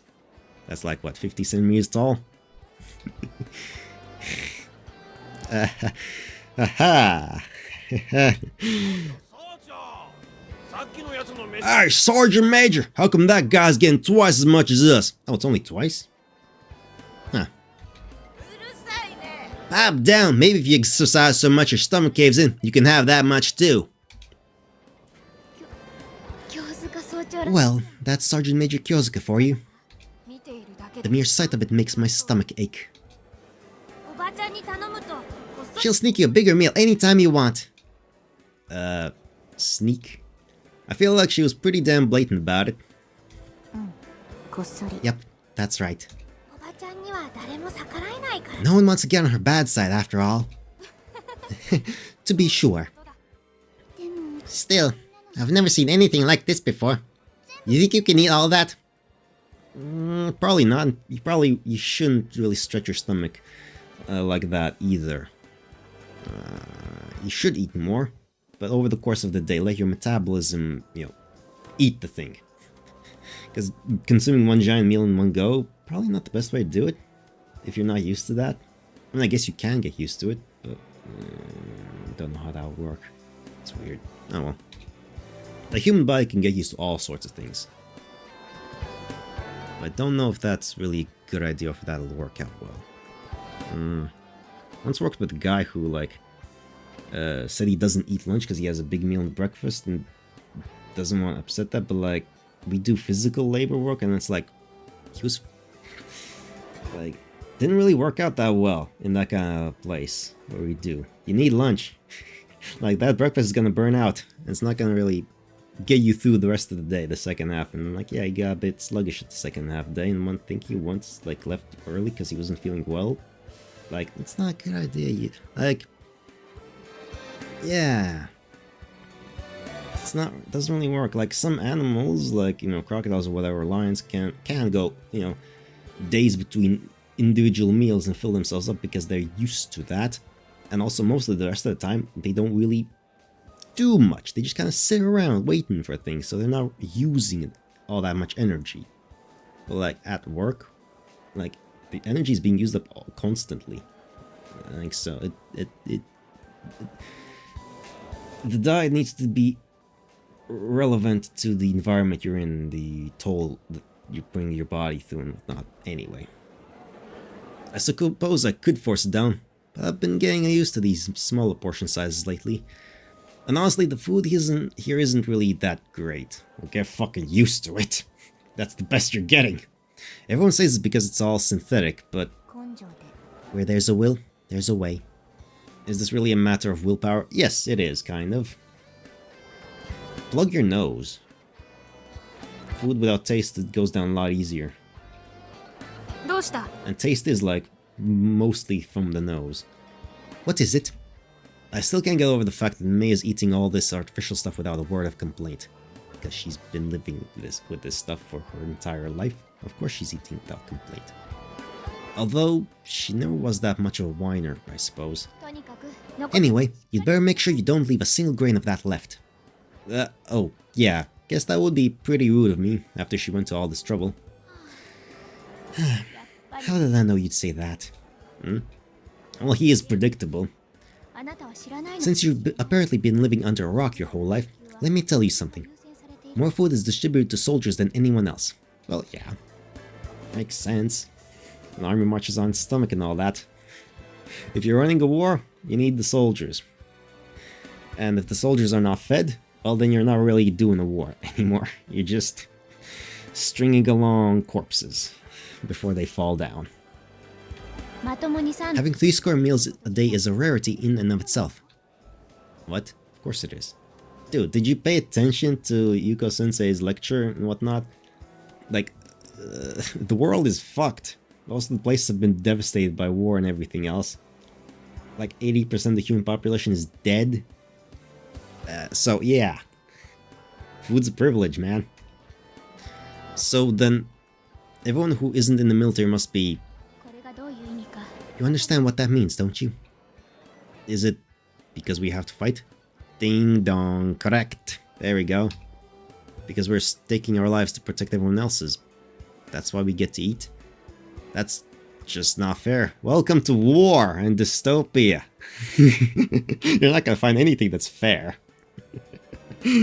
Oh man, he did not play, any kind of video games that had this kind of setting in them, did he? Or watch movies? He never saw Mad Max. Yeah. Never saw anything like that. What the hell is everyone else supposed to do? Survive the best they can. As humans always do.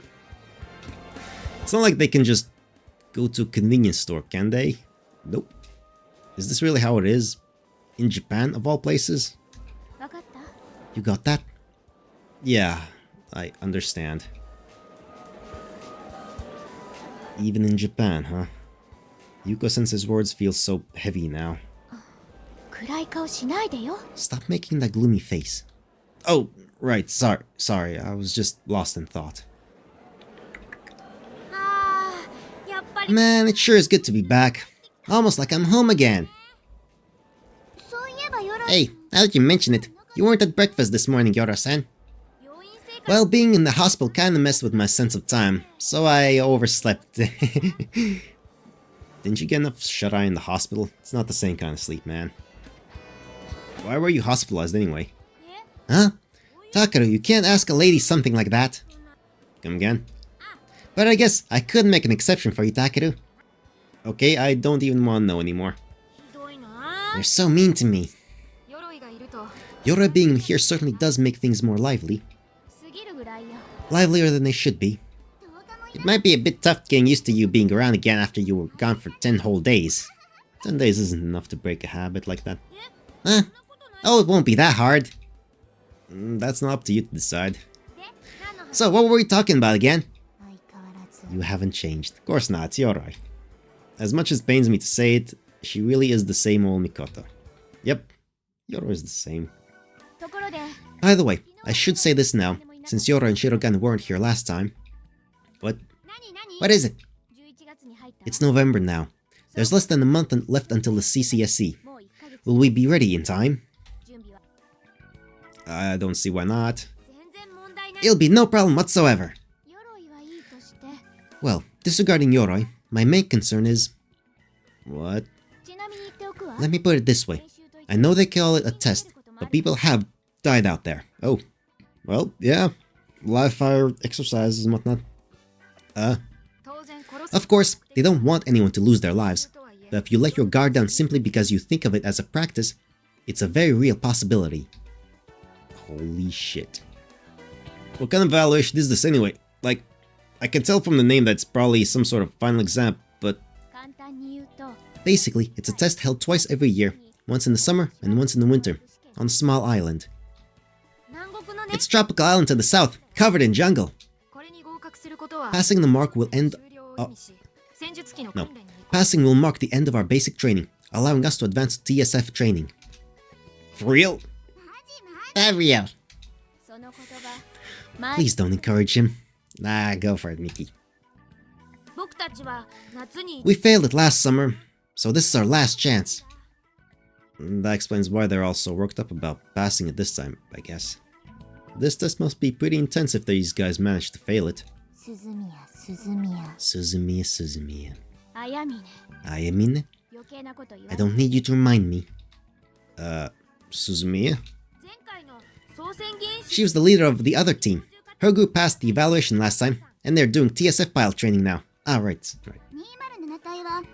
Up until then, there were 2 teams in Squad 207. Suzumiya, come on, dude, you're not supposed to know these things. Come on, dude, fuck's sake, Takeru. He's such a fucking moron. How do you know her name? Oh, no reason, I just remember hearing the name somewhere before. I see, so she's here to fuck's sake, Takeru, you can't keep a fucking secret. Anyway, failure isn't an option, and don't let yourselves forget it. Why are you looking at me? That should be obvious. Forget about me for a second. You guys have all done this before, so it should be a piece of cake, right? You stupid or what? Yes, he is! Of course he is, Kay. What now? The nature and specific locale of the evaluation change every time. Is that not obvious? Oh, right, I guess that makes sense. But, just out of curiosity, why'd you fail last time? I know I'm an amateur, but you guys all seem pretty incredible to me. I can't understand why you wouldn't pass. Sore topic. What's wrong? Well, it wasn't like any one big particular reason, right? Yeah. We had an ineffective squad leader who couldn't control her team, and subordinates who wouldn't obey her orders. That about sums it up. No, it doesn't. Those landmines at the end got us because we were following your orders. What did you just say? Stop it, both of you. There's no point in revisiting this argument yet again. Excuse me, Mitsurugi. What exactly do you mean by that?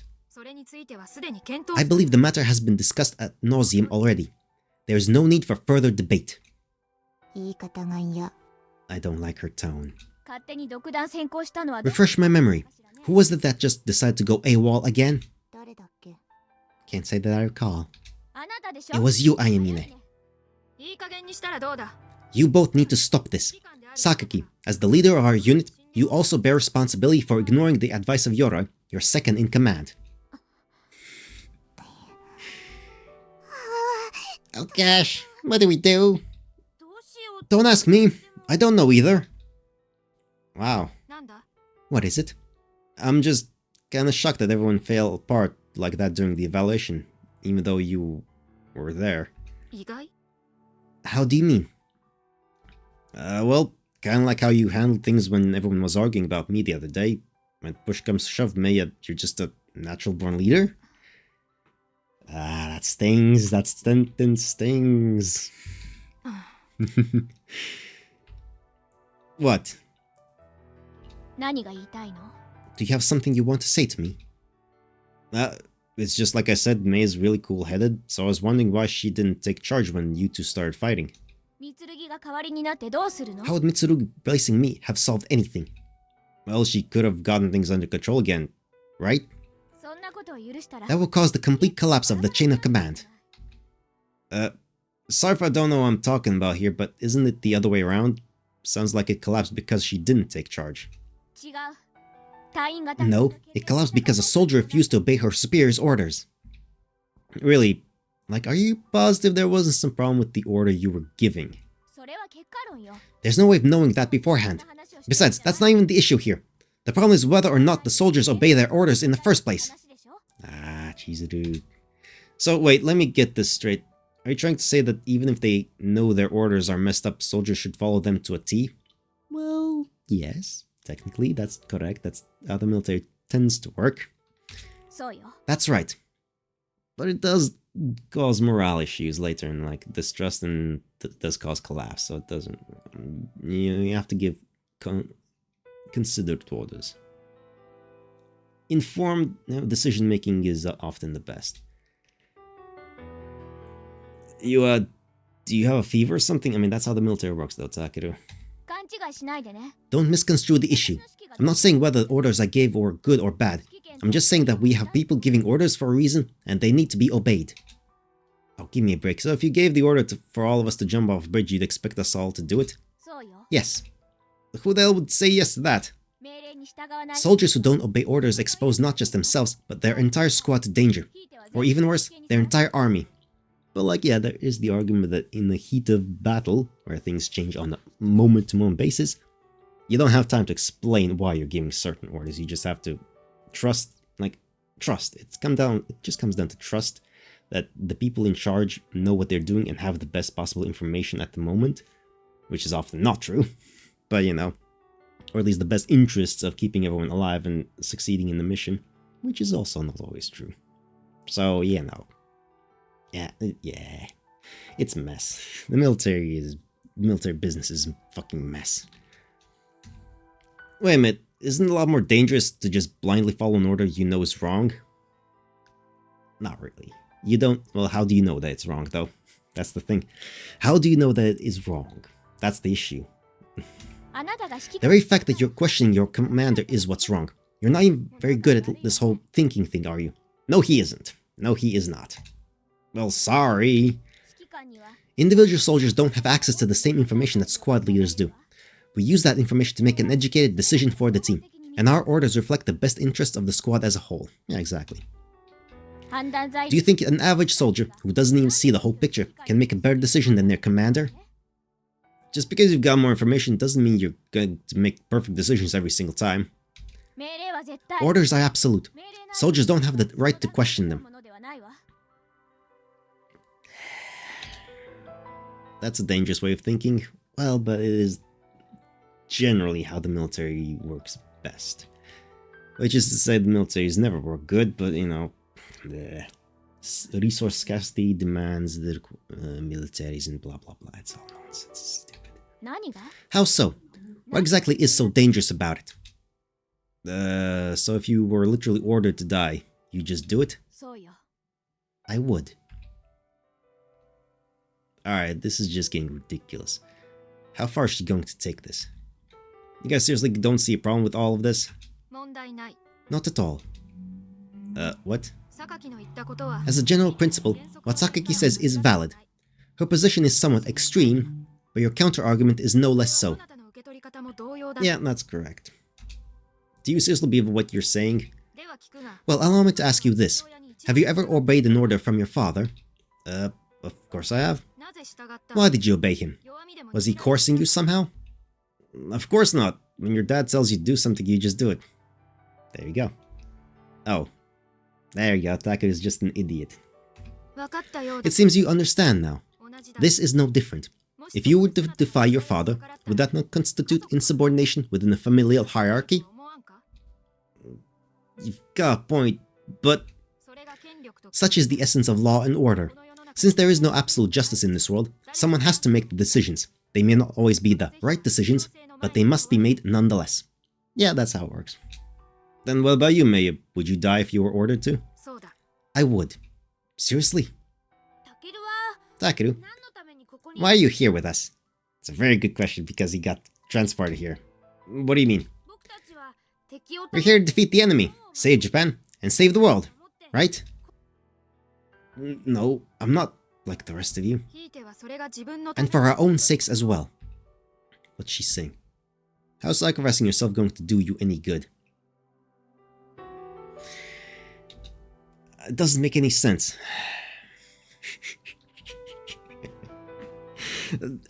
Let's just move on. When duty calls, and there's nobody else around who can answer the call, then you've got to rise to the occasion. We are, of course, individuals, but we are bound by a common purpose. Even if we are to fail, we have faith that someone else will finish what we started. Though we still do have our occasional catfights. That is why we obey our orders. If I were to be sent to my death, I have no doubt it would be to save the life of another. Yeah, and that's gonna happen as well. For all we know, we might owe our lives to someone, somewhere, who gave an order like that. Yeah, that's the point. Yeah. Everyone thinks that way, both those who give orders and those who receive them. That's why no squad leader would ever give a suicide order without good reason. We fight precisely because life is so precious. I hope that you can understand that.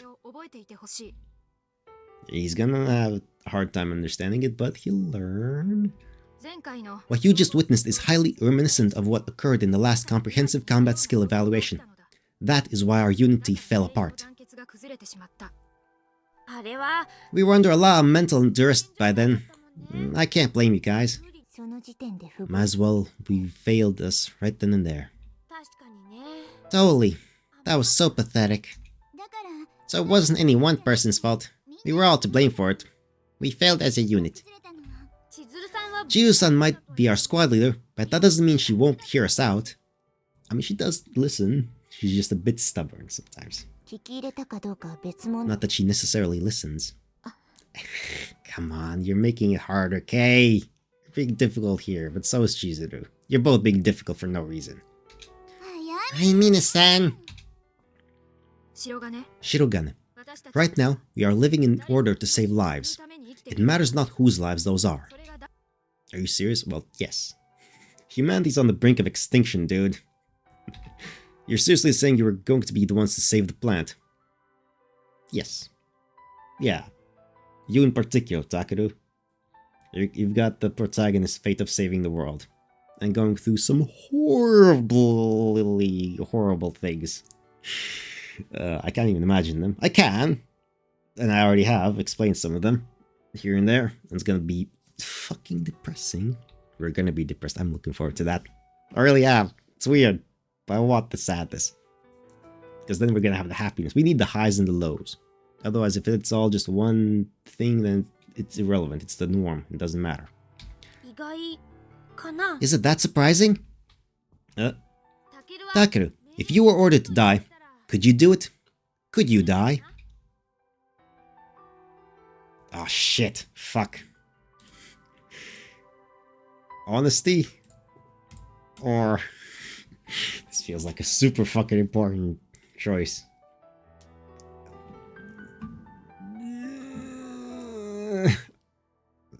I couldn't. No, gotta be honest here. He couldn't. Takeru, no. In his current mental state, fuck no, he couldn't. Anyway, I probably couldn't die. I thought so. No matter how you spin it, I still can't accept that. At least, not yet. Yep. I mean, I can definitely appreciate your resolve and whatnot. And if I were in a position like that, I'd probably do the same thing you all would you though? But I just can't wrap my head around the idea that you'd accept a death sentence with zero hesitation. That is good enough. No, it isn't. For now, I think it's sufficient. This man is clearly rather naive as to the ways of our world. We should be patient with him. Naive, huh? Yes, you are. Super naive. Sure feels weird hearing that from you, of all people. But over here, I guess this stuff really does go without saying. Let's not dwell on what the proper response would have been. Although, to be honest, Shirogan, I had also been hoping you would answer in the affirmative. Oh. Perhaps that would have been a lie, but we have no way to know the truth, so it would not have mattered. As we will become comrades on the battlefield, it would have been reassuring to hear you express your resolve. But I can't speak. Then again, I suppose we understand each other well enough. Perhaps it was foolish to concern myself with such formalities. Ha, interesting. Hey, did I ever tell you guys what happened while I was in the hospital? No. Was something fun? Fun? Not really. It did make my skin crawl though. Oh god. A ghost story? No, nothing like that. I thought there was something different about these guys, and I was right. Their way of thinking is completely different. Well, yes, they grew up in a completely different world, so of course it would be. They sound like those old guys on television who always talk about the so-called good old days. Back when the father was the head of the household, and everyone obeyed him, and they didn't even start on dinner until he came home. I mean, that's how things used to be, right? Yes, sort of. Some old folks just can't shut up about how much better things were back then, and whenever kids like me try to talk back to them, they just call them humble something about kids these days. I always wonder what their problem was, and eventually start thinking about how they should just get with the times. Yeah, now you're in that position, you need to get with the times. Even given the generation gap, what's BS is still BS. If you want the respect of the younger generation, you've got to respect us back. Still though, this whole situation is so frustrating. I just can't accept it on a fundamental level, well, tough shit. But at the same time, it's kind of a wake-up call. I'm starting to feel like everything I'm saying must sound so incredibly childish. Good, you're on the right track.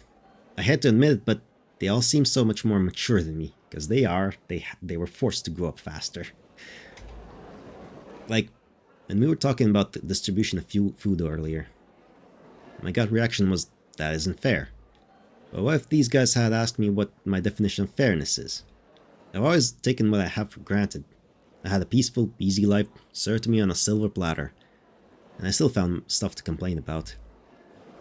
I felt like I'd earned all my rights and freedoms just by existing, and I completely ignored the fact that I was being protected. That's what you'd call a child. These guys are completely different. They're trying with all their might to fight for what they believe in. It's not about who's right or wrong here, but even knowing that, I still can't accept their reasoning. And that's what makes this so frustrating to me. I've heard a lot of smug old men prattling away on TV and sat through a lot of lectures from self-righteous old ladies, but none of that ever made me feel like such a stupid kid. Takeru, are you listening? Oh, yeah, totally I'm listening. No, you weren't. You really need to pay more attention when someone's talking to you. But coming from you in this world, as you are literally the last person I want to hear that from. Is something the matter, Takeru? It's nothing. What's wrong? Mitsurugi, you just called Shirogane by his first name. Oh, she did? Did I? I did not even realize. I must have been following Yorai's example. Do forgive me. It felt so natural that I didn't even notice either. Not until they mentioned it. I'm still used to being called Takeru. Don't worry about it, I actually prefer it that way. It's only been a few days, but being called that makes me feel painfully homesick. It makes me realize just how foreign this world is to me. Although all the people around me have the same appearances and personalities, there's such a huge difference in how they live and think in this world. In that case, why don't I call you Maya? You have been calling me that for some time now. Why even ask at this point? It's not like getting close to them is going to change anything, really. I haven't given up, and I still haven't accepted this world. It's just... yeah, sorry, but well, from now on we're in agreement. You truly are a strange one. I'm still me, no matter what world I'm in. So you're still gonna call me Tama? Whether I accept this world or not, eventually I have to start dealing with what's right in front of me. Yeah, that's right. And Mikoto's Mikoto and class rep's class rep. Which I still don't like, by the way. What? You're really not gonna go along with this? Don't worry, I resigned myself to it. You gotta be more true to yourself.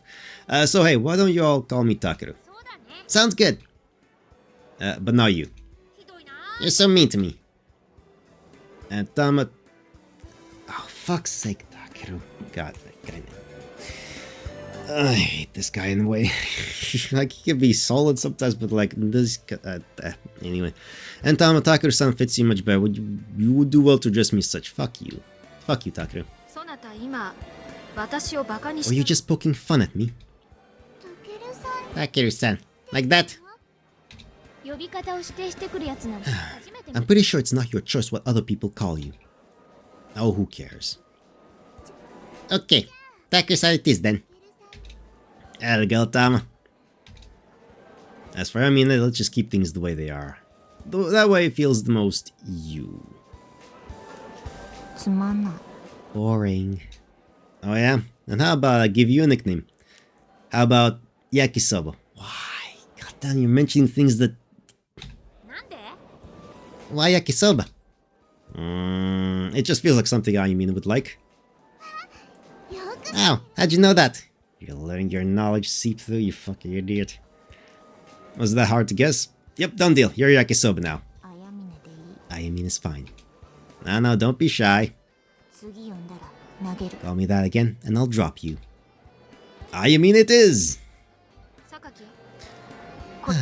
Well, Sakaki, this is quite a surprise, wouldn't you say? What is? I dare say this might bring about some interesting changes, for the better. What do you mean? Haven't you found this man's bizarre sensibilities to be quite eye-opening these past few days? Eye-opening? All I hear coming from him is an earful of nonsense. Yeah, don't ruin the moment. Anyway, let's just let Maya be Maya and class up be class up. Sound good? Very well. But at any rate, Shirogane. Come on, you're getting it wrong already. Right. Takeru, of course. Forgive me. You'll get used to it soon enough. Now, what is it? If you do not finish eating within 5 minutes, much of that will go to waste. I haven't even finished half of it. And there we go. Ending on a silly note. Oh, Shirogane. Uh-oh. Hey, Yuko-sensei. What's wrong? You look like it's the end of the world. You know that's not something you should joke about, right? Isn't that the beauty of dark humor? Not everyone can pull it off. Yeah, but you're not like most people. Hey, sensei, how would you define an order, exactly? Something any subordinate must obey without fail. No matter what? No matter what. I see. Well, yeah, of course she'd say that. Is that all? I guess. Then why'd you come here? I can't imagine you coming all this way just to ask me what an order was. Well, I suppose you probably got to do whatever you wanted in your world. Yeah, more or less. I know I'm the only one who knows about that, but it's still stupid. Did you really have no to come and ask me about it? I'm the most important person here. I mean, I guess not.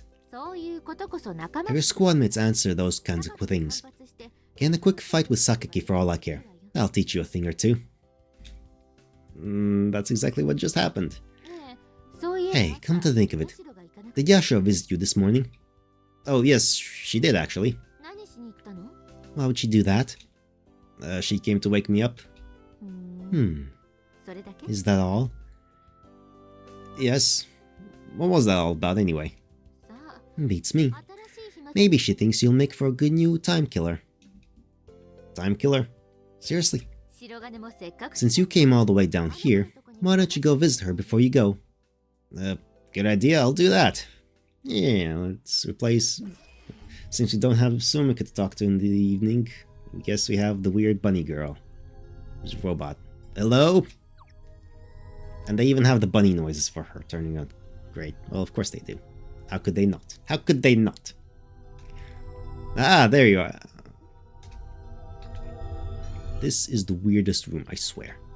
Man, the brain, that big tube, that thing's gotta be real, right? Of course it is. It's seriously unsettling. What's Kasumi doing in a place like this anyway? How's it going? Good afternoon. There we go. So hey, do you spend all your time in here? Why? It's almost like you're guarding this thing. What's with this brain anyway? Is it a human brain? Doesn't it creep you out to have to look at this thing all day? This conversation's going nowhere. So let me guess, Mr. Brain here is top secret, am I right? I mean, I do have the security clearance level or whatever it is to get in here, but you still can't tell me. I see. Then let's talk about something else. Anything you want to talk about, Kasumi? Then I'll think of something. Not sure it'd do me any good to vent about all my problems to her. Well, this is awkward. But I can't just leave now. It'd be like saying she's boring because she got nothing to talk about. Oh, I know! Oh, those, of course they move. And of course they fucking ears move. Of course they do. Oops, sorry about that. Hey, I've got an idea. Do you have any paper or something to write on in here? Yes, she does. A ballpoint pen and a notebook. Yeah, that'll do. If we can't establish communication through speech, let's try writing. We'll talk through text. Let's see here. Okay, so I told you my name, right? Do you know how to write it? Go on, try to write it. Shirogane takeru. Well, you're not wrong, but... Aw, droopy ears. Hey, do you think you can write in kanji? Oh, that's what it was. Sure. Fucking Japanese. Huh? Oh, you got it. That's weird. Wouldn't most people write Takeru with a different character? Doesn't mean shit here. She picked the right one without even hesitating. Did Yuko-sensei tell you? It'd be real nice if you could acknowledge me with a response. You know, like, tell me what? Tell me what? Yeah, that's it, and then I answer about my name. Did sensei tell you what kanji it was written with? No. I see. Good guess then. By the way, you shouldn't answer questions like that by saying no or nah, not just shaking your head. No. That's it, see, you can do it if you put your mind to it. Now I'll try writing your name. Okay, so Yashiro should be like this, but Kasumi could have either one of two kanji. I can't remember the one character kanji though. Alright, let's go with these ones. Crap, I could have written Shiro differently. Ah, well, whatever. There, how's this? Am I right? Nuh-uh. Really? It's wrong. Well, how do you write it then? Yashiro Kasumi, sure, with those things that mean absolutely nothing to me. Wow, that simple? I was way off. Sorry about that. Ah, crap. I knew it was the one character kanji for Kasumi. It's okay. So Kasumi, how old are you? Hello? Wait, you're not thinking I'm a jerk for asking a girl her age, are you? I see, then I'll just leave it at that. Though I can't imagine she's old enough to care about that. She's gotta be younger than me. Her handwriting looks pretty childish and all. What was that for? Were you saying that, yes, I shouldn't ask girls how old they are? Yes. You're pretty funny, Kasumi. Yeah, she's a quirky kid, alright. And blushing a little bit there as well. Okay. Okay. That was a... Oh. Okay, let's get through this memory first. Let's end on a memory before we wake up. Taku-chan! Yeah? Looky! Oh, you got your Hakuro uniform, huh? What'd you think? Doesn't look good on me. Eh, not really. Asshole. You're so mean. And I don't know why you feel the need to show it off. I'm gonna see it every day for the next 3 years anyway. Oh, come on. Hey, Taku-chan. You should put yours on too. Nah, I'm good. Ah, found it. Here, suit up. I don't wanna. Put it on. No. Well, what the hell are you doing? Strip. Hey, what do you think you're... Alright, jeez, quit yanking on me. You're gonna stretch my clothes. Wow, it looks great. I guess you look good no matter what you wear. Hey, can't deny that. Too bad I was totally joking. What'd you say? Hey, Taku-chan, let's go get our textbooks together later. You haven't done that yet? Nope, I was thinking we could go together. No thanks, but you can go ahead and pick mine up while you're at it. What? No way. We've got to go together. Oh, that's not your decision to make. I just don't feel like it, alright? And since you're gonna go anyway, you might as well get mine while you're at it, while you're there. Oh, come on. You never do anything with me. Just tag along. What are you talking about? We went out the other day. Yeah, but that was with everyone else. It's been so long since it was just the two of us. Why do you want to be alone with me so bad? Oh my god, back to this being fucking idiot. Okay. What's your deal? It's not like we ever get the chance to. I don't wanna. Come on. No. What's your problem? Seriously, what? Miss Shirogane. Your son is a fucking idiot. And he doesn't... he's completely oblivious to flirtation 101. Oh, for the love of... What are you, 5 or something? Oh, Takeru-chan just pinned me down and was trying to strip off my uniform. You lying little shit. Wait a minute. Ah,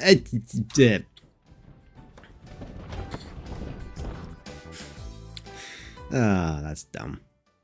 Alright. Alright, little silly buggers there. Episode 3, The Ties That Bind.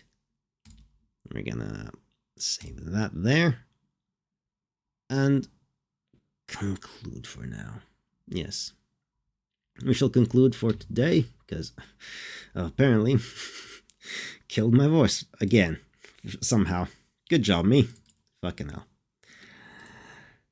Anyway, we'll continue on next time.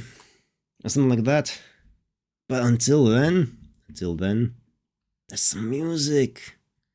Some music, yeah, I wanted to end on a slightly positive-ish note. Hopefully we'll be able to do that for at least a few more parts. We'll see. Anyway, did I actually say these? These look familiar. But I wrote them, so of course they would look familiar. Anyway, alright, Rise instrumental from League of Legends, the Tramps Disco Inferno. That's a fucking solid. Konami Escape Through the Woods from Metal Gear Solid 3. Lots of good stuff there. Grand Funk Railroad, Some Kind of Wonderful, and Ollie Moore's Heart Skips a Beat. And that's that until next time, which will be whenever the fuck. Whenever the fuck. I don't know when it's gonna be. It could be tomorrow, it could be like fucking 2 months from now, as always. Anyway, bye.